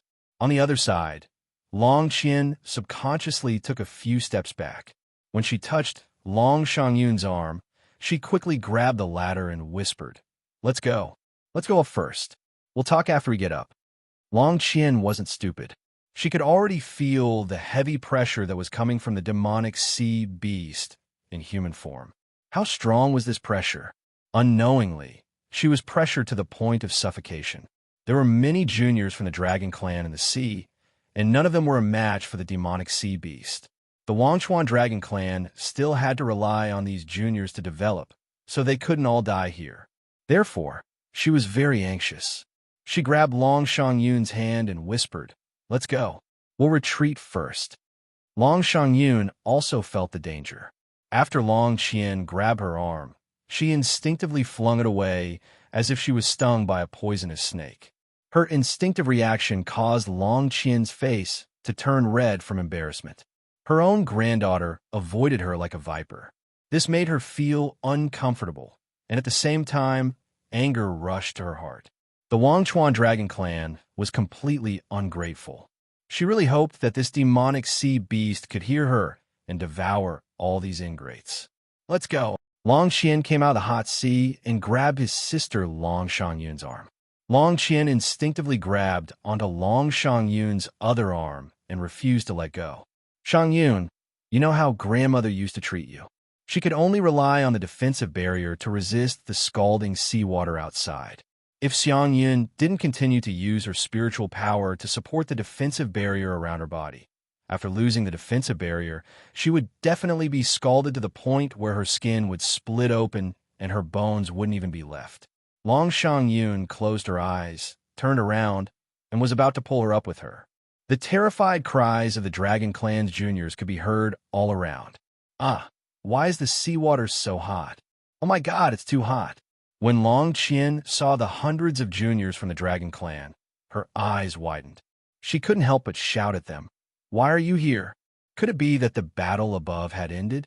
That shouldn't be the case. Chapter 47:27. Even if they had already won the battle above, these juniors shouldn't have rashly entered the sea to follow them. Let's go, let's go. Clan leader, defensive walls have been erected all around here. What's this? This was the sacred beast confinement zone set up by the mature sacred beast in front of them. Long Qian couldn't help but shudder. He abruptly turned around and glared at Long Qian. Grandmother, were you the one who awakened this mature sacred beast slumbering at the bottom of the sacrificial sea? How could Long Qian admit it at a time like this? How would she dare to admit such a thing? Even if she was the one who summoned it, she didn't dare to admit it. Besides, she had no confidence at all. Previously, she wanted to summon a powerful demonic sea beast to force the little stoic to hand over the shark pearl. But now things had clearly spiraled out of her control. Even she felt powerless to reverse the situation. Stop wasting time. Let's go. Long Qian roared anxiously at Long Qian. She turned around and saw that the half-human sacred beast had already crawled out of the ice crystal abyss. Yes, half-human.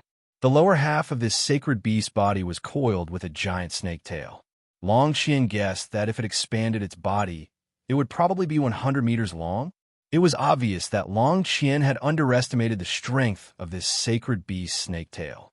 It suddenly uncoiled its snake tail. Even though it was only half uncoiled, it still crushed dozens of Dragon Clan youths. Those youths from the forgetful Chuan Dragon Clan who had just entered the sea and hadn't recovered from the heat of the sea were instantly sent flying by that giant snake tail and crashed onto the ground. They didn't even have a chance to cry out before their bones and muscles were pulverized, and they all went to the Yellow Springs. Long Qian, run, run.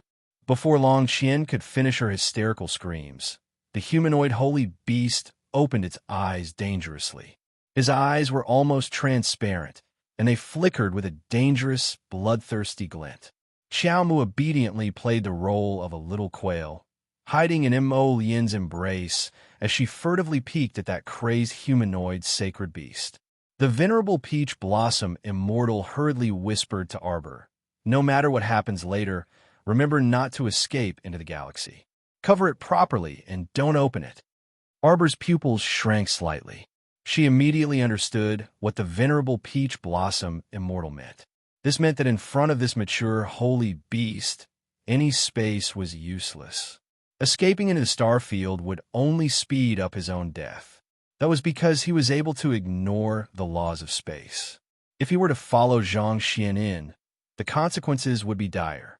Based on how bloodthirsty and merciless this saint beast was, it was likely that all the creatures in the star field would be wiped clean, including Arbor, the master of the star system. At the thought of this, Arbor couldn't help but shiver. He then looked at the venerable peach blossom immortal and said, "Let's escape together." These words were spoken very decisively.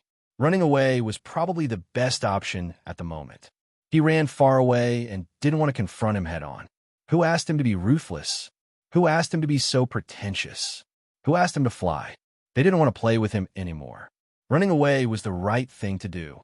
The venerable peach blossom immortal glanced at the little fellow's sparkling eyes. If it wasn't for the critical situation of the moment, he would have burst out laughing. Why did this fellow make it sound so natural to admit defeat and run away? I'm afraid it's too late to run away. This sacred beast looks like it has gone berserk. Once he dealt with those dragon clan members who were like little worms, what happened next? Chapter 4728. Then they would become targets. The humanoid sacred beast would focus on them. Now that he had erected the sacred beast realm everywhere, how could the people inside escape? Jojo, don't let the little white snake and the others out. Mai-Chin whispered to her. If this mature sacred beast saw the little white snake and the others, it would happily devour them. Arbor nodded, secretly breaking out in cold sweat. Luckily, Ma-Chin and the others were still thousands of miles above the sea. Now that this place was blocked by the sacred beast realm, it naturally wouldn't be able to sense them. As for the little white snake, she had already kept it in her galaxy. Otherwise, if they were targeted by this humanoid sacred beast, Arbor's heart shuddered, secretly rejoicing. At this time, Longqian felt that her heart was about to stop. She watched as the young people of her clan were killed by the humanoid sacred beast like vegetables. With a sweep of his hand, they were turned into a pile of minced meat. Longqian couldn't help but spit out a mouthful of blood. Don't kill them, don't kill them. This humanoid demonic beast was killing the future of the dragon clan. How could this be? How could this be? Shouldn't the demonic sea beasts of the Forgotten River Dragon clan be their sacred beast guardian? Why would he attack indiscriminately? Look at his cold eyes. He couldn't see anyone at all. It was as if everyone in front of him was a small insect that had invaded his territory.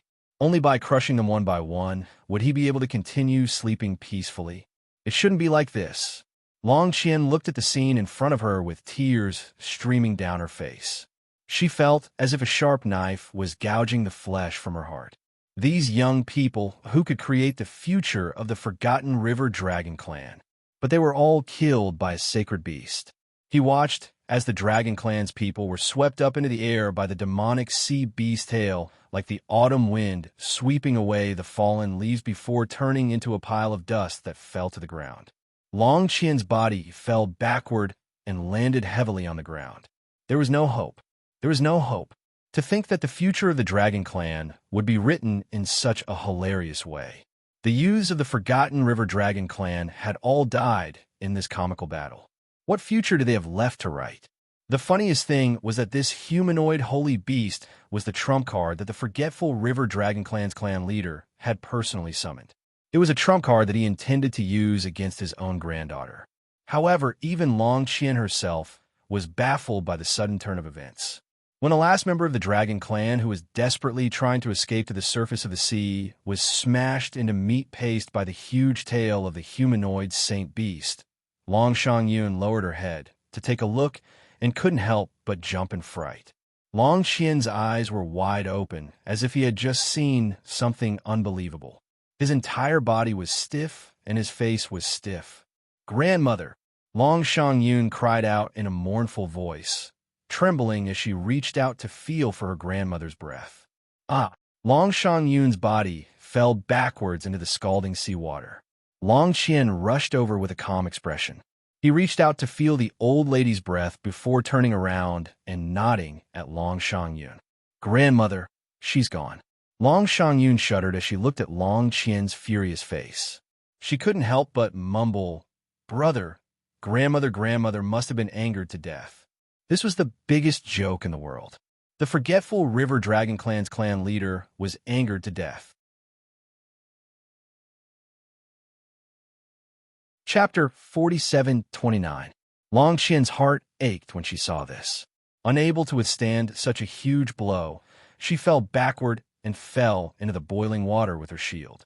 His whole body sizzled as it was being burned by the boiling hot seawater. "Grandmother!" Longqian quickly rushed over with a calm expression. He raised his hand and touched the old lady's nose. Then, he turned around and looked at his sister with a strange expression. "Grandmother, she's not breathing." Long Shangyun shivered and lowered her head to look at Longqian. Her eyes were wide open, and she looked like she had died with a grievance. It was a terrifying sight. Long Shangyun subconsciously reached out and grabbed her brother's hand. She couldn't help but mumble, Brother, grandmother, could it be that she died from anger? This was the biggest joke in the world. The dignified leader of the Wang Chuan dragon clan was angered to death by a mature, sacred beast? Who would believe it if he told them about it? Long Qian shook his head. She was severely injured before this. In other words, the leader of the dragon clan probably knew that he didn't have long to live. Because he was severely injured before, and seeing the juniors of the Wang Chuan dragon clan being massacred, he couldn't do anything about it. He was so angry that he couldn't recover. She left so suddenly. Long Qian and his sister looked at each other, not knowing what to think. Their grandmother, who had always been decisive, had passed away in such a strange way. Although she had stopped breathing, their grandmother was now a transcendent realm cultivator. Her divine sense could probably suddenly. Long Huan's gaze changed slightly. He quickly pulled Long Shangyun, who was beside him, and quickly retreated. Long Shangyun suddenly hugged her head and cried out in alarm. Her body trembled uncontrollably as she shivered. Shangyun, Shangyun. Long Qian stared at Long Shangyun angrily. As he reached out to support her, he couldn't help but shout angrily, "Grandmother!" Your divine sense quickly retreat from Shangyun's body. She can't withstand your transcendent realm divine sense. She will lie. Long Shangyun's body stiffly fell backwards. At the same time, the mature sacred beast that had swept through the entire Forgotten River Dragon clan slowly turned its cold and indifferent glassy eyes in their direction.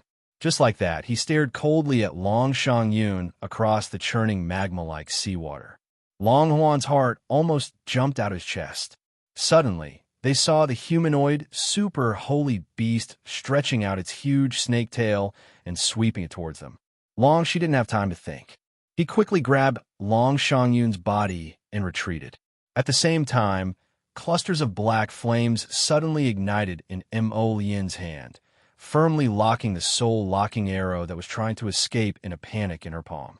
With the burning of the holy fire, the soul-locking arrow became a little more obedient. It lay on Mo Lian's palm and stopped courting death, probably because it realized that the man in front of it was a terrifying guy who could refine itself. The soul-locking arrow obediently stayed in his palm and pretended to be dead. After Mo Lian finished burning the soul-locking arrow, he suddenly flicked his hand. A stream of light flew out.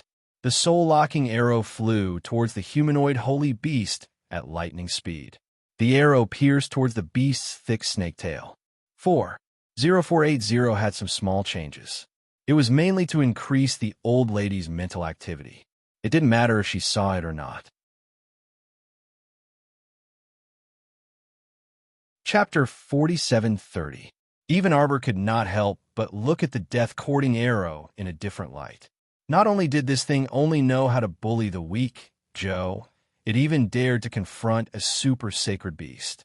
In the blink of an eye, the humanoid sacred beast suddenly turned its head. A pair of cold, glassy eyes stared fixedly at the soul-locking arrow. The soul-locking arrow made a 360-degree turn in the air and swiftly flew towards Mo Lian with a whoosh. Arbor was speechless. She took back her previous compliments. A coward was a coward. Persimmons were soft persimmons. The soul-locking arrow flew to Mo Lian's side and pretended to be dead. Arbor looked at it with disdain. To think that you were a sacred weapon. Who would have thought that you were such a big coward? Spiritual weapons had spirits. Furthermore, this was a sacred weapon. This thing had already been enlightened and understood human nature. Arbor's glance seemed insignificant, but contained a great deal of mockery. The soul-locking arrow jumped twice in the air.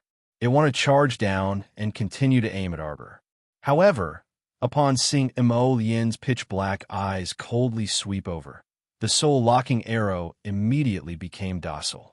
The humanoid sacred beast was stopped by the soul-locking arrow. Its attention was focused on Mo Lian and He Jichen.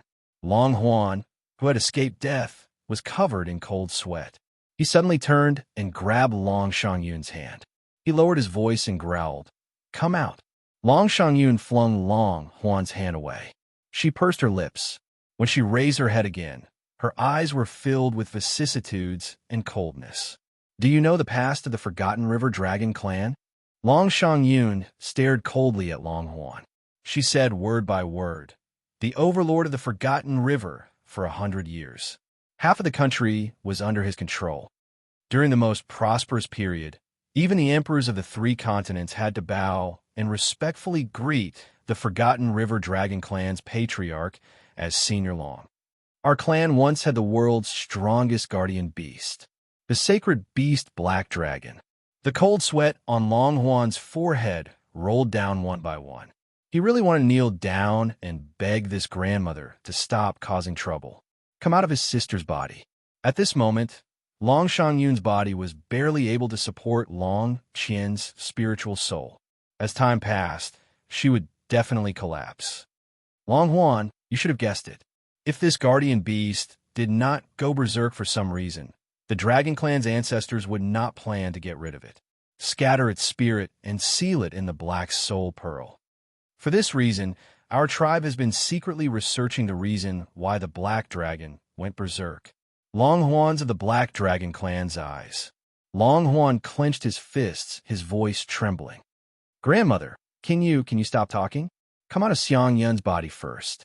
Long Shangyun's body was already cracking, and wisps of blood were seeping out from her skin. Long Shangyun raised her head. It was as if her head had been pulled up from the back of her head by a hook. Her head was twisted at an angle.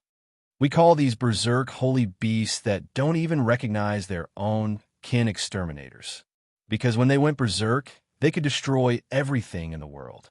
At this point, Long Shangyun suddenly laughed wildly with a twisted expression.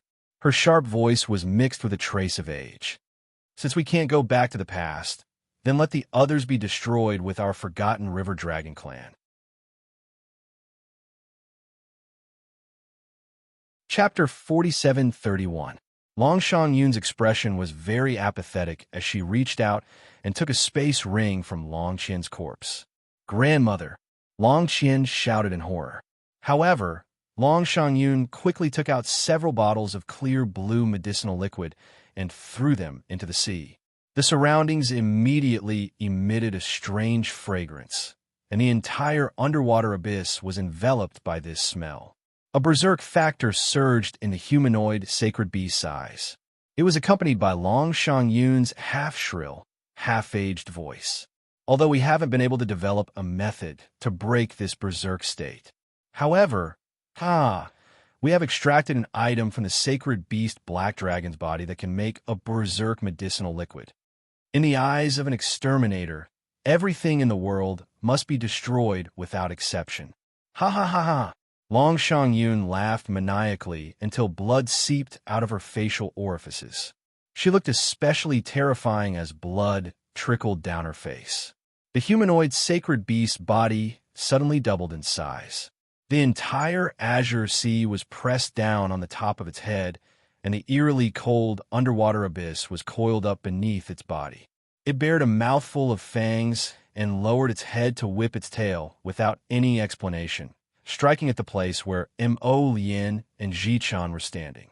Mo Lien reflexively flung the little stoic outside. The Raven Moon sword was already in her hand, and she swiftly drew a stream of black flames to meet that huge tail head-on.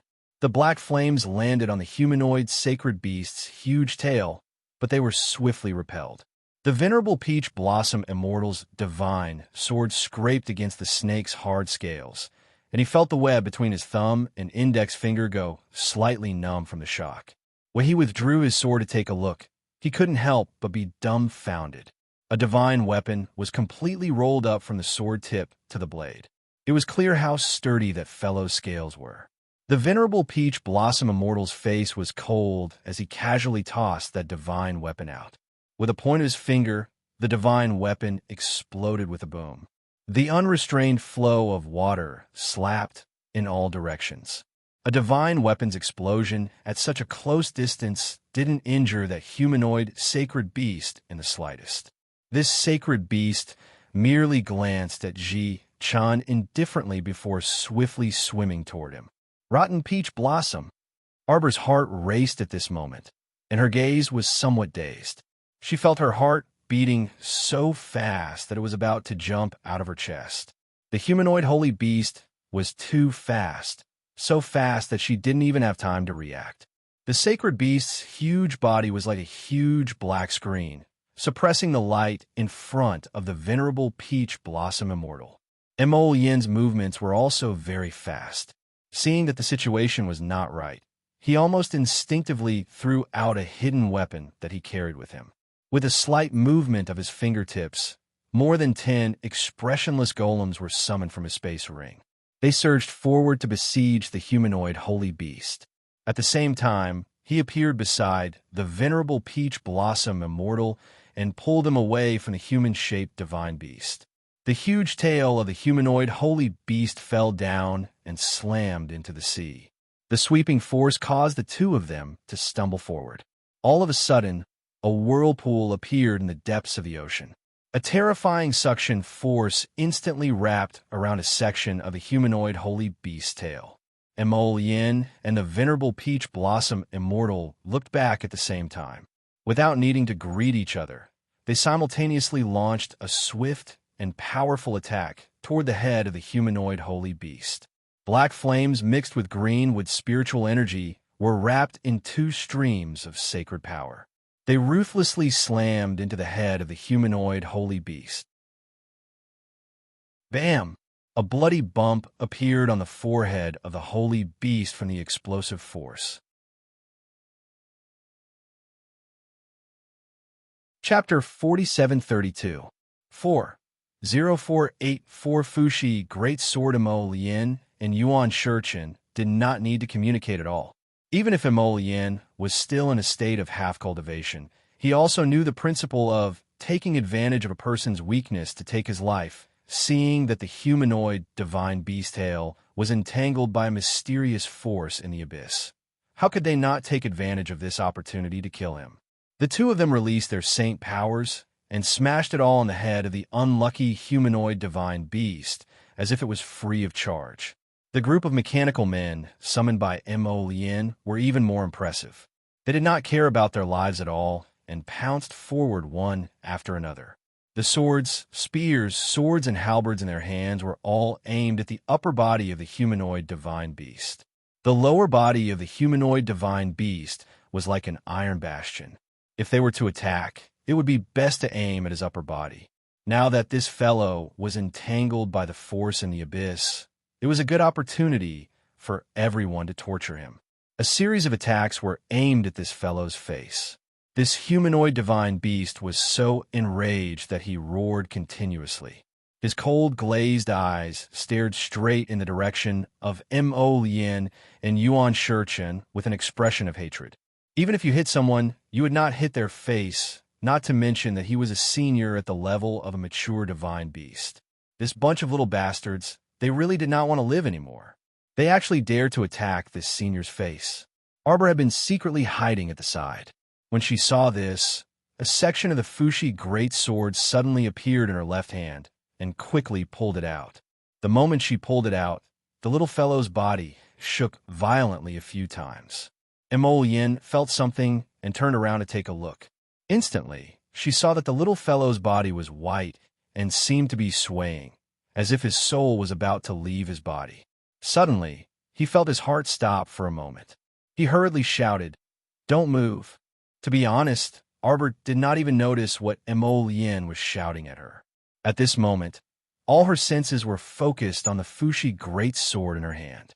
She could feel an extremely strong force flowing endlessly into her body. The feeling of becoming one with the sword was wonderful. However, Arbor looked up at the sea with a guilty expression. For some inexplicable reason, the surrounding air seemed to have become a few degrees colder.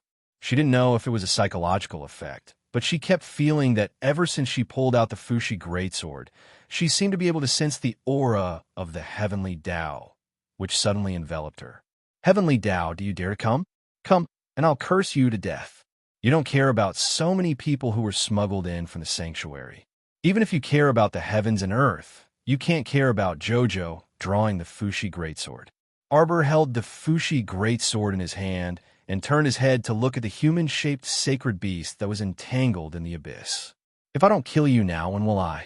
Arbor carried her great sword and rushed towards the undersea abyss. That image made one's mouth twitch uncontrollably at a critical moment. Get out of the way. Arbor waved his little hand at Mo Lien and Yuan Shurchin. His entire body was filled with the power of the Fushi Greatsword. She couldn't control it.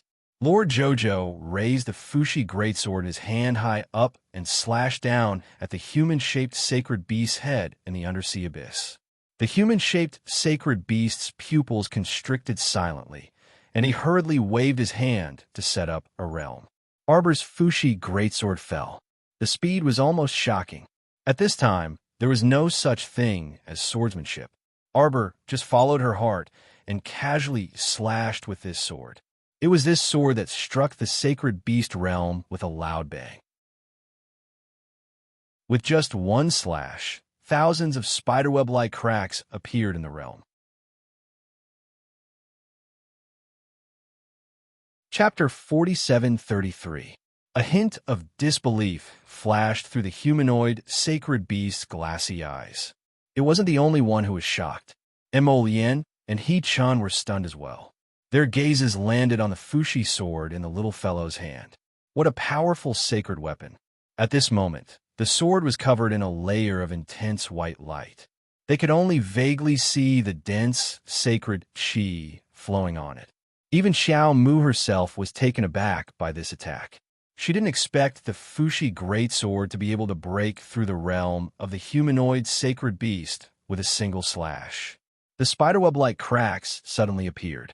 Seeing that the humanoid sacred beast's head was about to be pierced, it hurriedly swung its long tail and wrapped itself in it. The power of the sword landed squarely on its tail, scraping its scales and slicing off a piece of flesh from its tail. Everyone felt the pain for the humanoid sacred beast, even though they were separated by the boiling water. Arbor's sword cut through the sea and pointed at the sacred beast. Its power was so great that it made everyone's jaws drop. Long Qian, who was in Long Shangyun's body, couldn't help but stare blankly. She muttered to herself, "No, it's impossible. How is this possible? What kind of sword in the world could slash a saint beast and peel off the scales of a saint beast?" This world was truly a fantasy.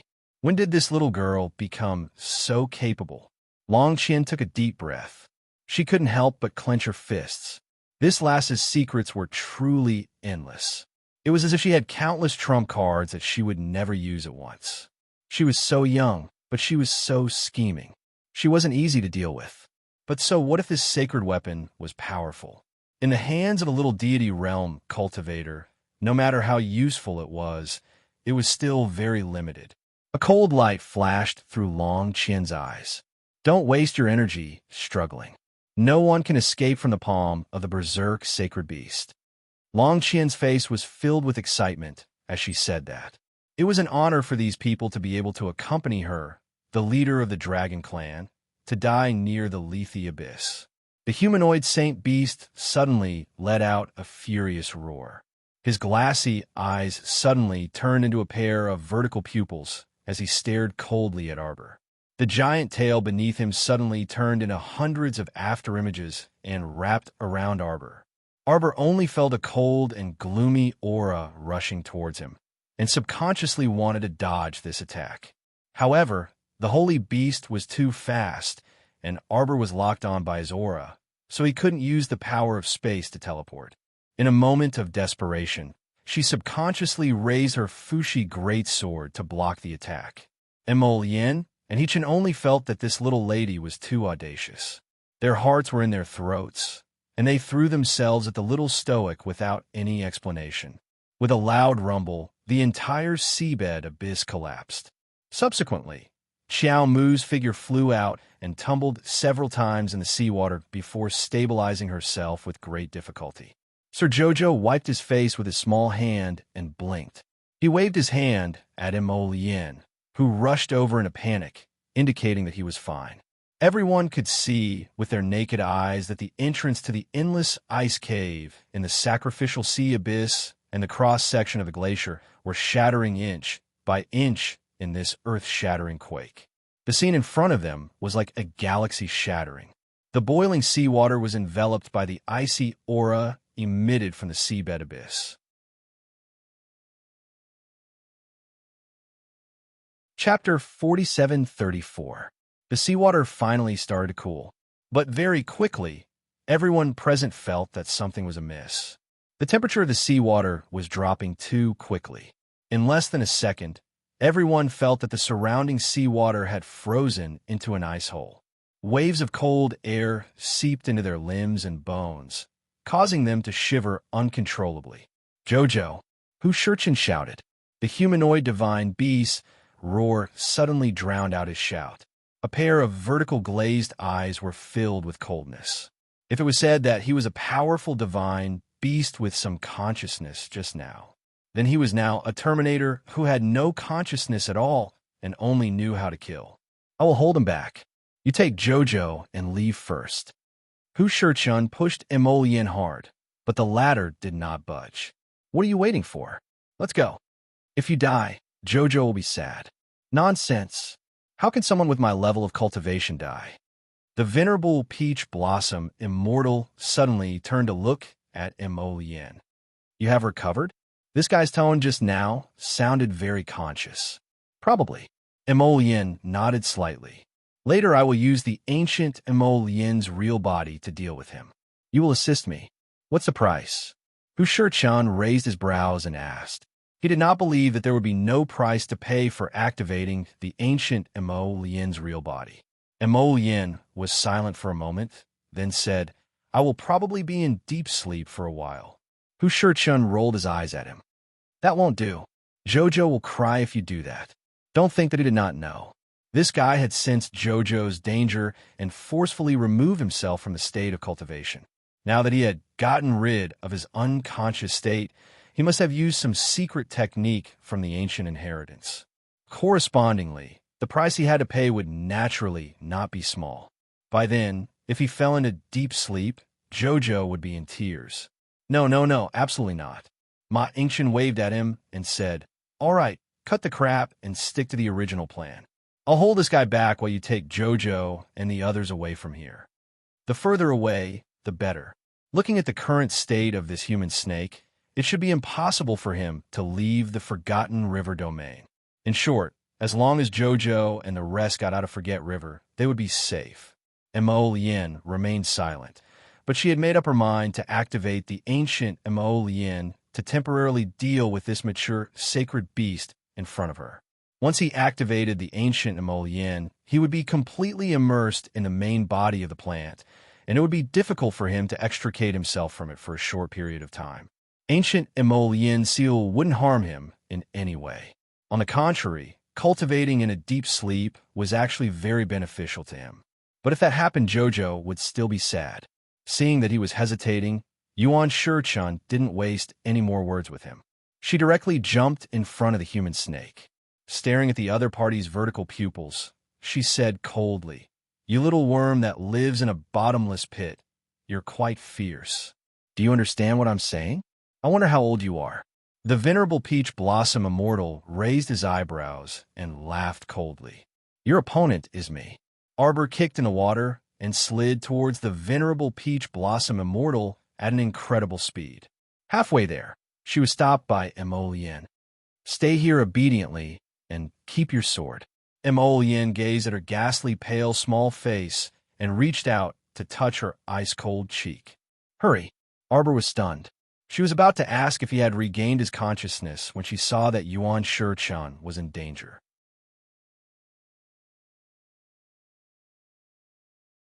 Chapter 4735. The berserk sacred beast let out a roar, exuding a boundless chill. Narrowing its eyes, a layer of icy mist appeared around it. With a wave of its hand, it crushed the snowflakes into thousands of pearl-shaped snowflakes that lined up in the air. It flung the snowflakes in the direction of the venerable peach blossom immortal. The cold air that tore through the air rushed toward the venerable peach blossom immortal. If he was hit, even if he didn't die, he would be half dead. His body would be turned into a hornet's nest by the snowflakes. It would be a spectacular sight. In the blink of an eye, Emolian released Xiao Mu and swiftly planted a kiss on her temple. He said softly, "Stay here and don't move. Jojo, remember that no matter what happens to me, I will always be worried about you. No matter how difficult the future is, I will find a way to return to your side." Arbor's heart skipped a beat. She had a feeling that Lien was implying something. She wanted to ask more. Lien had already torn open space and moved to the venerable Peach Blossom Immortal's side. When Jichun saw Lien running over, he couldn't help but panic. "Why did you roll over here? Get lost. Get lost." Lien didn't even bother to look at him. She said in a low voice, "I said that if you die, Jojo will be sad."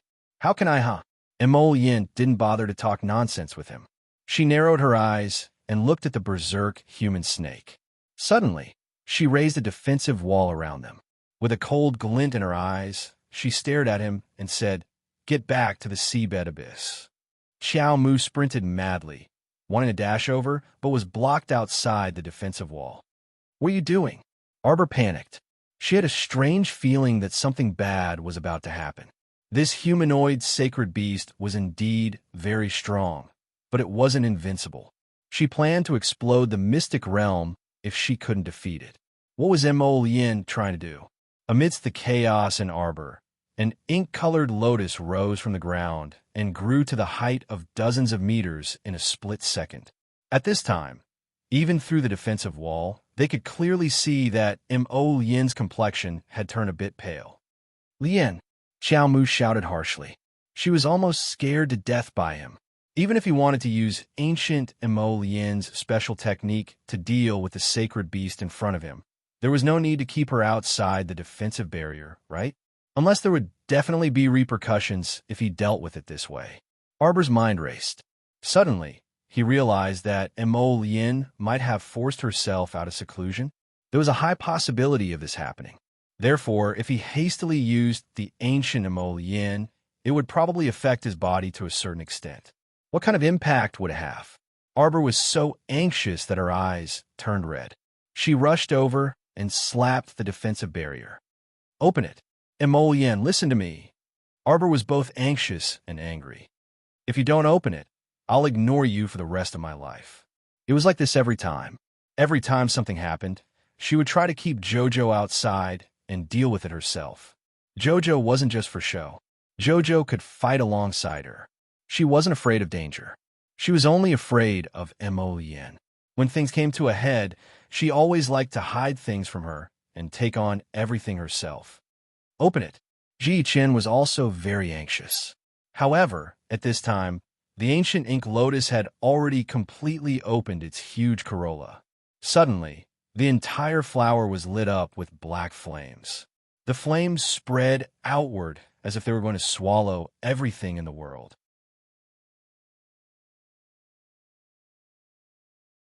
Chapter 4736.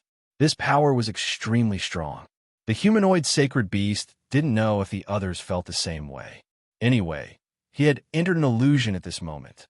Under the endless sea of ink-colored lotus flowers, a tall figure stood in the air above the sea of flowers, staring at him coldly. This was an ancient Lien's bounded domain. Although the humanoid sacred beast was in a frenzied state at this time, his mind was still somewhat clear. Seeing such a vast and boundless bounded domain, he was shocked, and his heart couldn't help but tremble. This bounded domain was too vast and boundless. He didn't know if this person could mobilize all the forces in the bounded domain. Thinking of this, the humanoid snake saw the sea of flowers in front of him churning and rippling. One after another, ink-colored lotuses soared into the air, mixing together in clusters and sticking closely to each other. Petals fell and fluttered in the air. But in front of him was pure darkness. The ink-colored lotus petals covered the sky and the earth, causing the humanoid snake's vertical pupils to reflect this ink-black color. This kind of black color was too pure. Arbor stood outside the defensive wall, only seeing Lien, Hu Shichun, and the humanoid snake, suspended in the air in a triangular tripod. Hu Shichun was anxiously shouting something at Lien. The other two were facing each other, not moving at all. This soon, the huge ink-colored lotus flower beside Lien emitted a black luster, covering the humanoid snake. The humanoid snake also emitted a light wheel, protecting himself like a protective circle. Arbor's eyes widened. She was outside the defensive wall, so she didn't know what was happening inside. What she saw was the scene of Mo Yin and the humanoid snake confronting each other, but she didn't know that the two of them had already entered the divine sense realm. They had already broken away from the battle of the physical body and entered the battle of the divine sense. The humanoid snake's divine sense was locked in the bounded domain by Mo Yin and couldn't come out for the time being. Now, the two of them were just empty shells, both of them in the outer world. At this moment, other than He Chun, who was able to tell that something was amiss, even Long Qian, who had sharp eyes, was shocked and didn't say anything. She didn't see how the rapid change in the situation before her eyes had developed. She also didn't know that Mo Yin and the Snake Man had engaged in a battle of spiritual awareness. Meanwhile, a familiar, exasperated roar came from the sky. Qian Huang, what are you doing? Dark Phoenix, why are you here again? You, in Defy the Sky, are trying to defy the heavens. If Heavenly Tao had a face right now, it would definitely be an expression of exasperation. I'm telling you, you can't do this. With your strength, if you recklessly interfere in the matters of this place, this region will collapse. It collapsed. Scram! How can you be so rude? The Heavenly Tao was so angry that it was hopping around. Hundreds and thousands of heavenly locks firmly restrained Qian Huang's limbs. With an uncompromising look, it said sternly, "No, I can't let you go. I'll bet my head with you. That brat of yours will definitely be fine. She's definitely alive and well. Right now, this child's soul is just a little unstable. Why are you so anxious?" Scram! The Heavenly Tao was furious. Other than scram, can't you add a few more words? Get the fuck out of here! The Heavenly Tao was speechless. How could Qian Huang be such a person? Was it going to compromise or not? If it didn't let Qian Huang go, would those people from Qian Huang's family come to cause trouble? Wouldn't that be even more troublesome?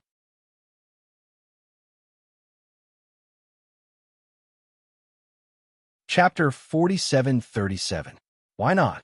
Looking at the furious Qian Huang in front of him, Tiandao felt very stifled. Qian Huang, and Against the Sky, always took turns to cause trouble here. What should he do now? Heavenly Tao, you old geezer, are you up to something in secret? Those 13 old things on the sea don't look like people from here. Why can they come here, but I can't? Because you're much more powerful than all of them combined. Tiandao muttered in his heart. But he would never say this in front of Qian Huang, lest Qian Huang become even more cocky. Tiandao's current thoughts were probably, it's too difficult for me. There'd always be a few variables in a continent that was originally developing normally. Can't you just develop properly? You like to have a few little evildoers and perverts every day. Just looking at you makes one feel stifled. Against the Sky, Tiandao suddenly transformed into a half-grown child and pounced on Qian Huang like a tiger. Its meaty hands firmly pressed down on this person's mouth. Stop! Stop shouting! Stop shouting! Qian Huang looked into Tiandao's bulging eyes at a close distance. She inexplicably had the urge to burst into laughter. This fellow looked too comical and ridiculous. Don't think that you can change the nature of your old bones just because you've turned into a cute baby. Qian Huang scolded expressionlessly. Tiandao's face was bitter as he stammered, "Don't alarm Against the Sky again. He came not long ago and can't come again. I'm telling you." All right, you go back first. Leave the matters here to this old man, okay? No, Qian Huang cried out agitatedly. Her saliva almost sprayed on the old man's face. Tiandao's old face twisted in anger. Then he said with a fierce face, "I'm telling you, Qian Huang, don't force me to use my trump card. You can't bear the consequences." Qian Huang stared at the fellow in front of her with disdain. There was still some doubt in her eyes. What trump card? According to her understanding, Tiandao was a coward who bullied the weak and feared the strong. It wasn't that she was looking down on this fellow, but what trump card could it have that could threaten her? Heavenly Tao, who was close at hand, suddenly let out an earth-shattering cry. Qian Huang, he pounced on her and hugged her arm. He wailed, "If you don't go back, I'll go to your house every day and cry until you die." Xian Huang, with a wave of his hand, he was unable to shake off the heavenly Tao. Xian Huang suddenly felt helpless. "What do you want?" "Go back." "No." Xian Huang angrily slapped the back of his head. "Didn't you see that my Xiao Bao has taken out the Fushi sword? Her soul is so unstable, and there are still 2 fragments of her soul that have yet to be retrieved," Xian Huang said with a cold face. "I have to see with my own eyes that everything is settled and that she is fine." Yes, I understand." Tiandao wiped his tears and said solemnly, "Xian Huang, go back first. Leave this to me. Don't worry, I won't let any of those old fellows who trespassed into the sacred region off." "You?" Xian Huang glanced at him suspiciously, indicating that she was somewhat doubtful of his words. Tiandao was very soft-hearted. Would he really deal with those outsiders? "Hey, don't doubt me." Tiandao noticed the suspicion in her eyes and couldn't help but feel anxious. "Let me tell you, I'm really not that unreliable."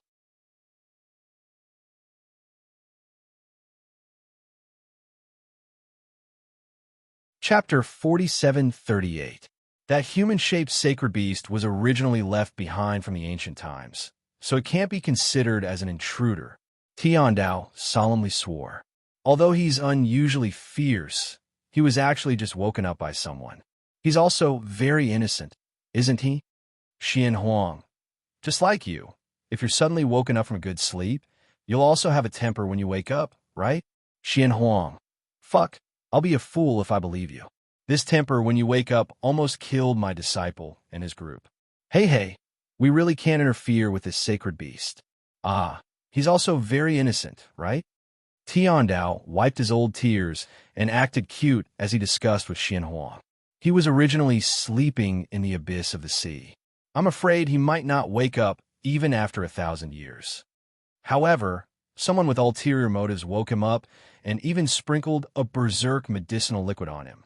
If he wakes up now, the first person he'll kill will definitely be the person who woke him up and sprinkled the medicinal liquid on him. You talk so much nonsense. What exactly do you want to say? Xian Huang angrily kicked Tiandao. Tiandao, I'm suffering in my heart. Hey, I want to say, those cultivators who came from the holy region, I can help your disciple to deal with them. But Tiandao's words took a turn. You also promised me that you won't interfere with that sacred beast. That sacred beast is also very innocent. So I have to fucking watch that human snake kill my disciple and his group? You have to believe in destiny. Tiandao raised his finger and pointed to the sky. How can your disciple be killed by a sacred beast? What kind of person is your disciple? I know, and even the heavens and earth know. Hey, little girls need to go through some training before they can blossom and bear fruit, right? Scram! Xian Huang angrily punched Tiandao's eye. Tiandao's eye instantly swelled up. Fortunately, he was a formless, colorless, and shapeless person.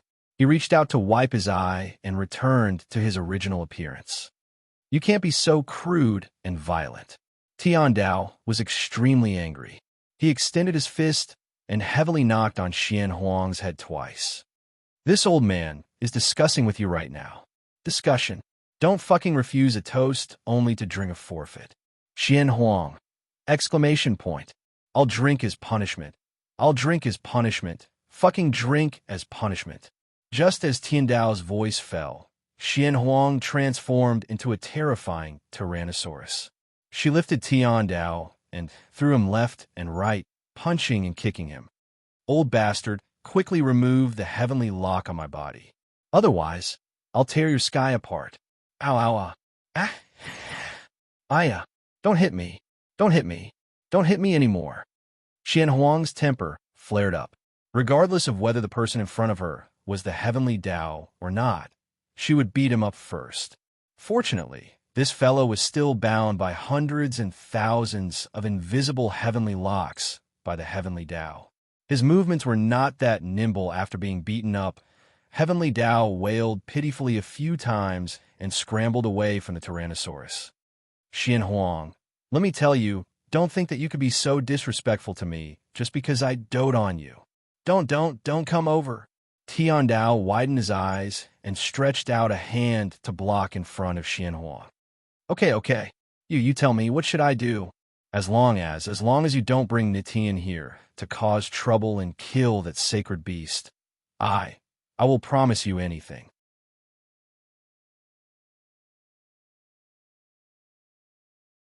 Chapter 4739. Is this holy beast your relative? Xian Huang looked at Tian Dao in confusion. This guy didn't seem like someone who liked to be kind. 800 years ago, there was some history, the heavenly Dao said hesitantly. Xian Huang's eyes immediately changed. With a rich expression, she sized up Tian Dao from head to toe. The corners of her mouth couldn't help but curl up slightly. You and him. Wow, what? Tian Dao looked at this guy's expression and immediately felt a chill down his spine. Put away your messy thoughts. Heavenly Dao was so angry that he was jumping up and down. We are not in the relationship you think we are. Xian Huang winked at the little old man. I understand. You understand my ass. Tian Dao was so angry that he pulled her sleeve. Let's go and find those 13 old fellows to settle the score. They came uninvited and don't even want to live such a good life in the Holy Land. Xian Huang looked at him expressionlessly. I heard you mention it last time. Aren't the days of the sacred domain rather poor and desolate? It's said that you don't even have a cup of tea to drink. What poor? Tian Dao stared at Xian Huang in disbelief. I'm doing this for their own good. They have already entered the transcendent God realm. In order to reach a higher level, shouldn't they work harder than anyone else? Drink what tea? Eat what rice? These are all people in the transcendent God realm. Usually, they eat a nutrition pill every year and a half. It's simple and easy, and it doesn't consume time, right? You don't know what the Holy Land is like, so don't blindly comment. Xian Huang, why did the people in the Holy Land feel so miserable? They had already risen to such a realm, so why couldn't they even eat hot soup and hot rice? Then what was the use of reaching the large success stage? Didn't they just want to live a better life? Tian Dao saw that her expression was indescribable and immediately snorted unhappily. What do you know? You only know how to eat all day. That brat of yours is now a deity realm cultivator. So what if he doesn't eat for 3 or 2 months? He ate every day, every meal, and 3 meals a day. I learned everything from you too. You don't want to learn anything good, but you want to learn these useless things. Xian Huang glanced at him mysteriously. Tian Dao, could it be that because of you I can't taste anything? Every time I see other people eating and showing a happy expression, I feel especially bitter in my heart. That's why they made the rule that people in the Saint Domain can't even drink tea, right? Release. Bullshit. Xian Huang shook her finger and nodded secretly. I must be telling the truth. Scram. The heavenly Dao roared in annoyance. Then it rolled on the clouds and angrily headed toward the sea. At this moment, the 13 Saint Domain elders still didn't know that they were facing imminent danger. At this moment, they were imprisoning more than 20,000 elites of the 3 continents within their own defensive walls, using their pressure to oppress little Tai Sui, Thin Monk, and the others. When Heavenly Dao rushed over, he happened to see this scene. He was so angry that his bun-like face scrunched up. How preposterous! He told them to cultivate properly in the Holy Land, but they came to the river of forgetfulness to abuse their power. A bunch of reckless things. Although Xian Huang was pulled over by the Heavenly Dao, her attention was still on her little disciple.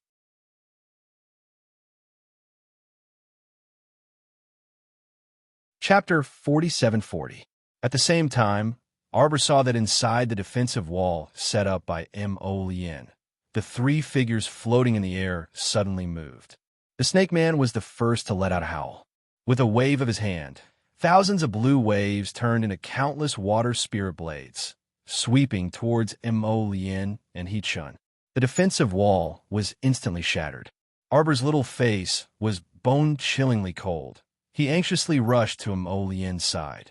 The humanoid sacred beast seemed to have sensed something and turned his head, seeing Arbor holding the Fushi greatsword coming at him. His eyes couldn't help but shrink. He had already experienced the power of the sacred weapon just now. Now there was still a terrible pain in his tailbone. When he saw the Fushi greatsword, there was only one thought in his mind.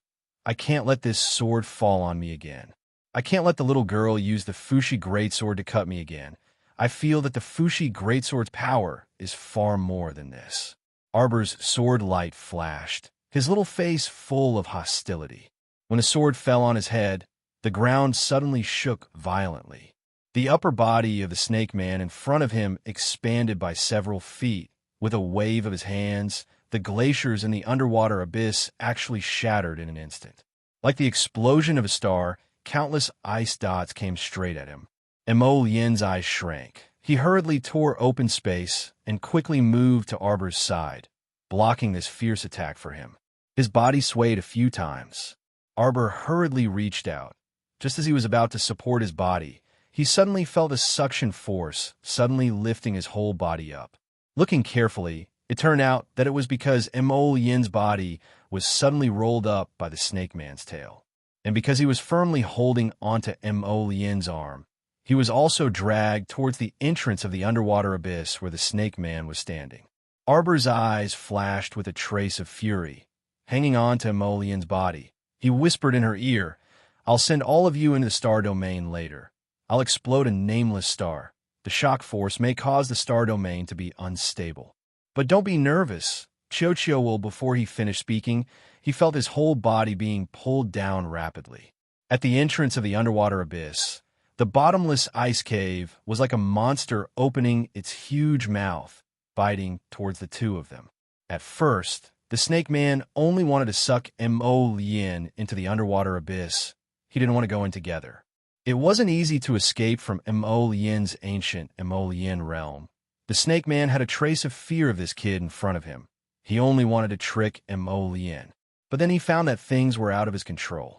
There was an irresistible natural suction force in the abyss. Once a person entered the ice cave, they would be pulled down involuntarily. There was no way to resist that force. While the humanoid divine beast was stunned, he couldn't help but be at his wit's end. At this moment, a pure white color appeared in Xiao Mu's eyes. The entire world was now covered in the white light of the glacier. She reached out and hugged Mo Yin's neck tightly, a guarded expression on her face.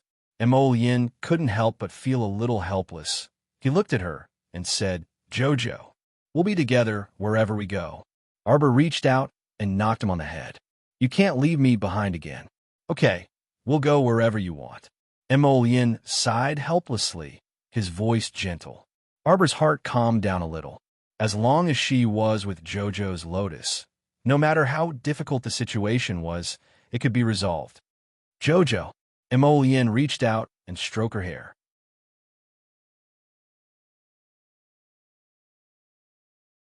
Chapter 47-41. Don't worry. Mo Yin smiled at her and stroked her cheek. I will protect you. How could she not be worried? Arbor stared at Mo Yin, who was just inches away from her, with a guarded expression. If you abandon me again, I will never pay attention to you again. Okay, I'll do as you say. I'll do as you say. His gaze lingered on her face for a split second, and his phoenix eyes flickered as if there were starlight swimming in them. Arbor hung on to him and breathed a sigh of relief in her heart when she heard him say this. It was fine as long as this guy didn't abandon her. In any case, she would follow him wherever he went. This ice cave in the underwater abyss was like a bottomless pit. After the two of them fell for a long time, they could only hear the sound of wind whistling by their ears. White light flickered before their eyes, and they couldn't see their surroundings clearly at all. The little stoic wanted to move her head, but she suddenly felt a strange pain assault her. Her conscience was violently shaken, and her entire body couldn't help but stiffen. Mo Yin took in all of her abnormality. He raised his hand to press down on her head, his tone still gentle as he said, Chow Chow, your soul isn't very stable. Forcing yourself and will cause fatal damage to your conscious pool. You've absorbed the power of deprivation in this underwater abyss, but the remaining mysterious power has the effect of divine sense attacks. This power will cause space to tear and become unstable. You should have felt it. The divine sense attacks, surging from all directions, will injure your conscience. You won't be able to withstand it in your current state. Arbor covered his mouth with her hand and glared at him with her round eyes. I'm not leaving. Her heart started beating wildly for some reason. However, Emolian smiled gently at her and pulled down her small hand, rubbing his lips against her palm. Jojo's conscience might be strong, but your soul isn't stable.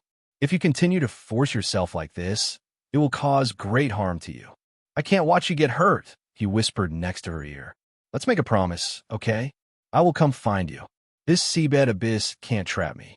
Even the Tower of Punishment couldn't trap me, let alone this place. Swindler, Xiao Mu, was extremely flustered. She clutched his clothes with both hands and glared at him with her round eyes. What do you want to do? I won't leave. I won't leave you. Jojo, listen to me. I won't listen. After I deal with that stinky snake, I'll catch him and give him to you. I don't want anything. I want you to stay by my side.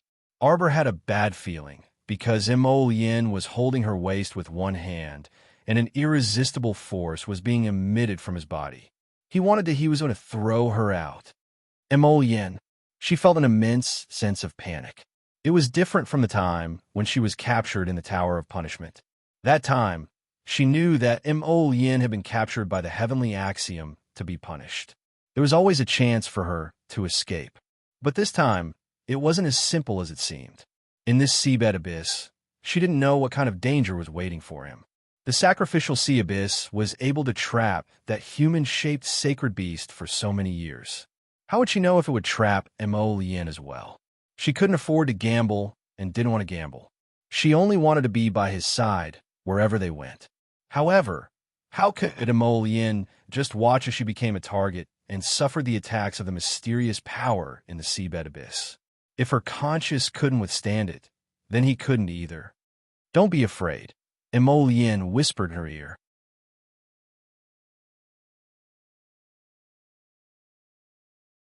Chapter 47-42. I'll send you up. Just follow the path and keep going forward. Do you still remember the star I gave you? If the path is too dark, take out the star and shine on it. Although I'm not by your side, my heart will definitely accompany you all the way out. I don't want it. Arbor hung onto him tightly. She hugged his neck and shouted anxiously and angrily, I don't want it. She didn't want to leave his side at all. No. Yin lowered his head and kissed her heavily on the lips. Then, without waiting for her to refute, he immediately sent her soft body up. Arbor's eyes widened slightly. She felt an irresistible push coming from below her waist. Yin said he was on center up. How could she resist? That huge force instantly pushed her away from his side. The last thing Arbor saw was Yin's rapidly sinking figure. At the same time that he used the force to send her up, his body accelerated and slid down in the opposite direction. This big liar. He tricked Lord Jojo again. Arbor followed Yin's pushing force and rose up involuntarily. This pushing force lasted for a quarter of an hour before it slowly disappeared. Arbor's figure didn't fall down. Instead, she stopped in midair. It was pitch black in front of her. She couldn't see the way out. Arbor didn't even think and jumped down. As a result, her body crashed into something with a dong sound. She raised her hand to touch it. It felt like something intertwined with green vines below her. She hurriedly reached out and hammered it a few times. She couldn't move it at all. Maybe it would be better if she took out a divine hammer and hammered it. Arbor hurriedly reached out to take something out of her inner world. This time, she discovered that because she had been attacked by the mysterious power of the underground abyss before, her conscience was still unstable. She couldn't even open her inner world. Arbor unfolded a wisp of blue spiritual fire in her hand. She wanted to burn a hole in the vines below her. However, after burning for a long time, he touched it and found that it was still a crisscrossing mess. His little bit of fire was not enough to burn the things that covered the ground below him. The little stoic walked dejectedly in the darkness for a while, feeling like she had landed on a circular platform. Since she couldn't go down, she could only continue to go up and see if she could think of another way to go down. Arbor's body gently leaped upwards without any hindrance. When his fingers touched an icicle, Arbor subconsciously climbed up. His body gently landed on the protruding icicle and took 2 deep breaths. His head hurt terribly, and he felt weak all over. At the bottom of the seabed abyss, he was indeed injured by that divine sense attack. The little guy took out a storage talisman from his sleeve and wanted to take out a luminous pearl. But after trying for a long time and finding that it was useless, he couldn't help but feel a little anxious. In the abyss of the sacrificial sea, even storage talismans couldn't be used. In the past, when she went out to train, she had never been as miserable as she was now. The surroundings were too cold, and she felt a bit cold. Standing on that protruding icicle, she felt a bit drowsy. I still have to find Jojo's lotus, Arbor muttered in his mind. He curled up his body and leaned against the cool ice wall. That icy touch couldn't extinguish the anxiety and worry in his heart. His body suddenly moved as he recalled what Mo Lien said to him earlier. Do you remember the star I gave you?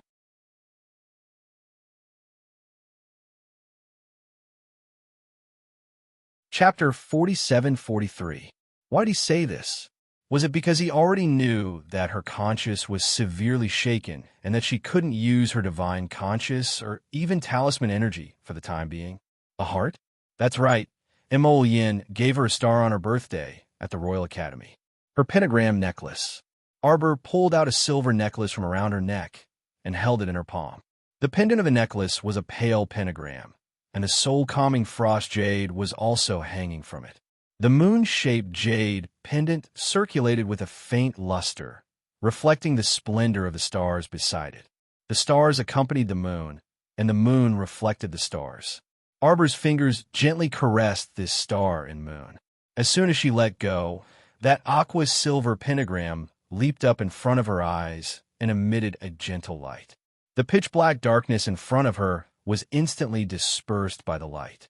Tiny mimicry stars leaped up everywhere, instantly illuminating this area with incomparable splendor.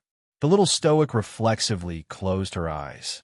When she opened them again, she could clearly see the landscape of this place. Sure enough, she was standing on an ice prism protruding horizontally from the ice wall. All around her were ice boulders and ice walls. She couldn't see the end of the ceiling, and not far below her, countless old vines and vines had sealed off her path. Arbor's heart thumped fiercely. She suddenly scooped up the pentagram next to her and leaped down, landing in that area of interwoven vines again. Rotten peach blossom, Arbor suddenly shouted loudly and pounded on the path sealed by the wood spirit twice. She couldn't go down. The venerable peach blossom immortal had used countless layers of wood spirit seals to seal off her path. Even if she was at her peak, she couldn't open a seal set up by a venerable immortal, let alone now when her body was on the verge of collapse. A sense of powerlessness welled up in her heart. The most frightening thing was that when she was sent up by Mo Lien's force just now, she should have brushed past Rotten Peach Blossom in the pitch-black cave. After she was thrown up by that force, Rotten Peach Blossom set up layer after layer of wood spirit seals on her path, completely sealing off her path down. The two of them didn't even discuss it with her and acted on their own accord. They even cooperated with each other decisively and perfectly, leaving her in this mediocre place. Scoundrel! Scoundrel! Arbor patted the seal with reddened eyes and muttered, Mo Lien, Rotten Peach Blossom, where did you go? Mo Lien, Rotten Peach Blossom, get back here. She used her fingers to dig at the old vine that was as hard as iron. She sat there in a daze for a while before muttering to herself, I'm going up now. I'm going up to look for someone. I can't open this with spirit seal, but little Tai Sui and the others should be able to. Yes, find little Tai Sui and the others. Arbor jumped up, holding a star in his hand and shining it above. She didn't know how long it had been since she fell into the bottomless pit of the sacrificial sea. Now, when she looked up, she could see no light at the mouth of the cave, as if all the light had disappeared at the bottom of the icy cavern. Damned heavenly Tao, if anything happens to my disciple, I'll use your dog life to pay for it. You clearly know that she can't possibly be in any danger. Heavenly Tao rolled his eyes, anthropomorphized. He put his hands on his hips and stood in front of Xian Huang. His little body was straight, and his little face was filled with solemnity. Life requires experience. If you don't experience it, how can you become stronger? In the past, when you went out for experience, didn't you go through so many difficulties and hardships?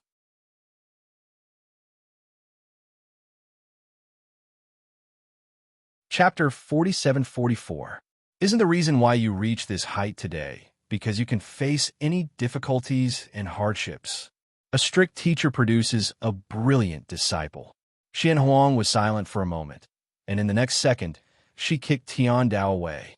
It was true, but she could say such big words to other people's children, but she couldn't stand it when she saw her own child suffer. Tian Dao saw her turn and go in the direction of the sacrificial sea abyss and couldn't help but sigh sadly. Getting up and brushing off the non-existent dust on his body, Tian Dao's face was faintly sad.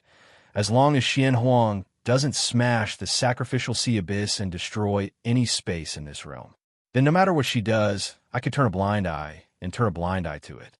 Tian Dao didn't want to pay attention to Xian Huang at all.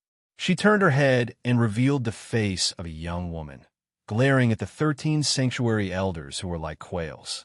At this time, little Tai Sui and the others could also breathe a sigh of relief.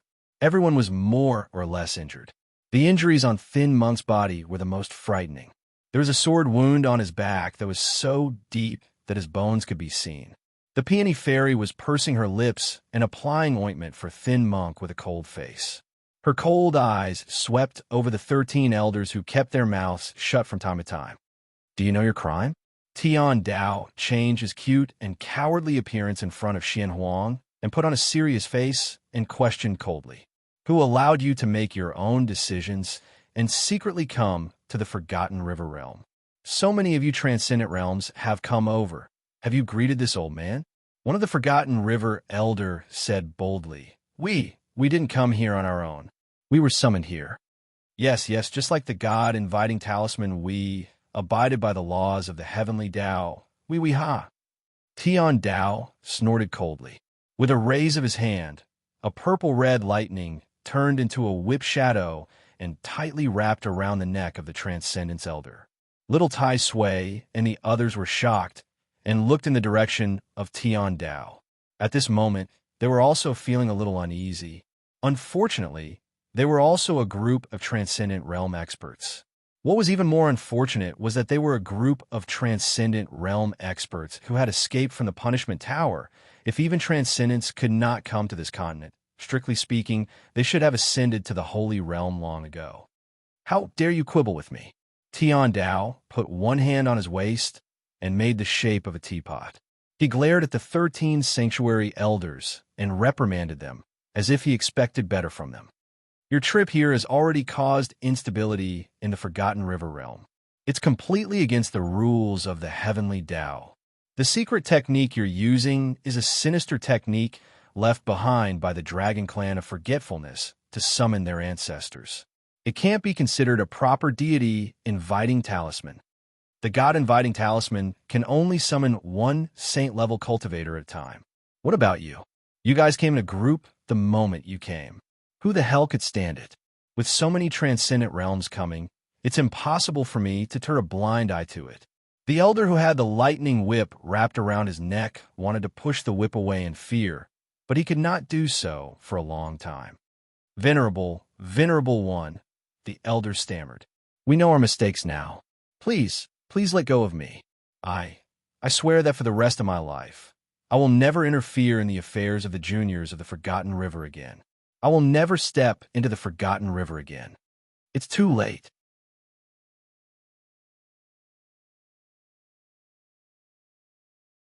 Chapter 47-45.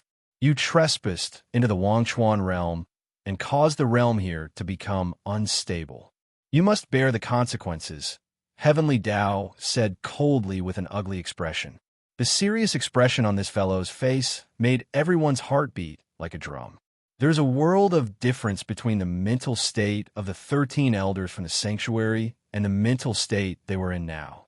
The more arrogant they were before, The more cowardly they were now at their current position. As long as they didn't court death, they wouldn't die. But now, from the looks of it, the heavenly Tao wanted to punish them. Who wouldn't panic? The elder whose neck was wrapped by the lightning whip hurriedly took a few steps back and begged for mercy with a bitter expression. Supremacy, please forgive us.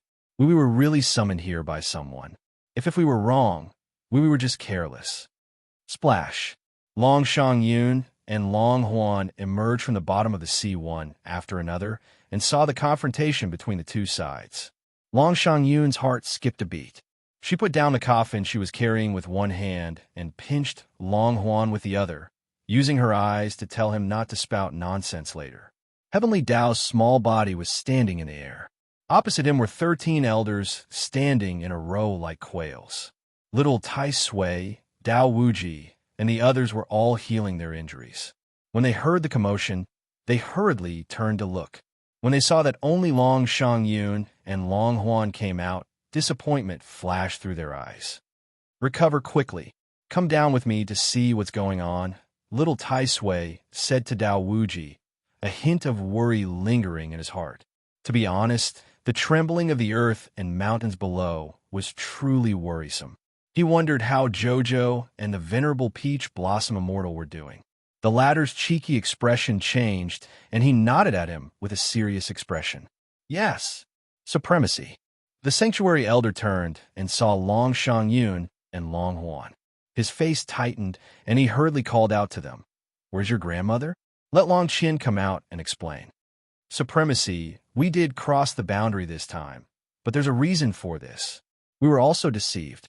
I thought that the secret summoning technique that Dragon Clan leader used was just like the god descending talisman. It was within the scope of the heavenly Tao's permission. Long Shang-yun's eyes flickered as she stared coldly at the elder in front of her. With an indifferent expression, she said, "Elder, are you trying to push all the blame onto our clan leader? Useless things. So many people came, but they still couldn't solve the problem of Arbor." Only now did she truly regret that she had summoned this group of useless trash to the river of forgetfulness.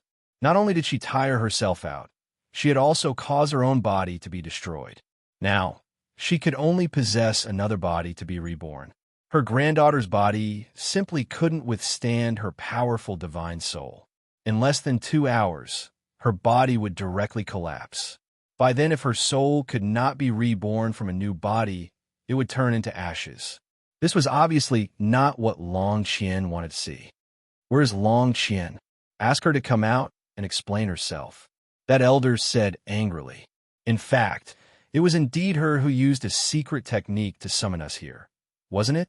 Now that something like this had happened, and even the heavenly Tao had been alerted, someone had to take responsibility for this. There was no other person other than Long Qian. Long Shang-yun's face contorted slightly. Before Long Huan could speak, she fiercely grabbed his hand. You're tuning in to the Dreamy Chapters YouTube channel. We're so grateful for your support, and don't forget to subscribe to join us on this incredible journey through captivating stories. Your generosity through donations truly makes a world of difference, as it's the primary source of revenue that allows me to expand and enhance this channel for you. Thank you from the bottom of my heart for being a part of this adventure.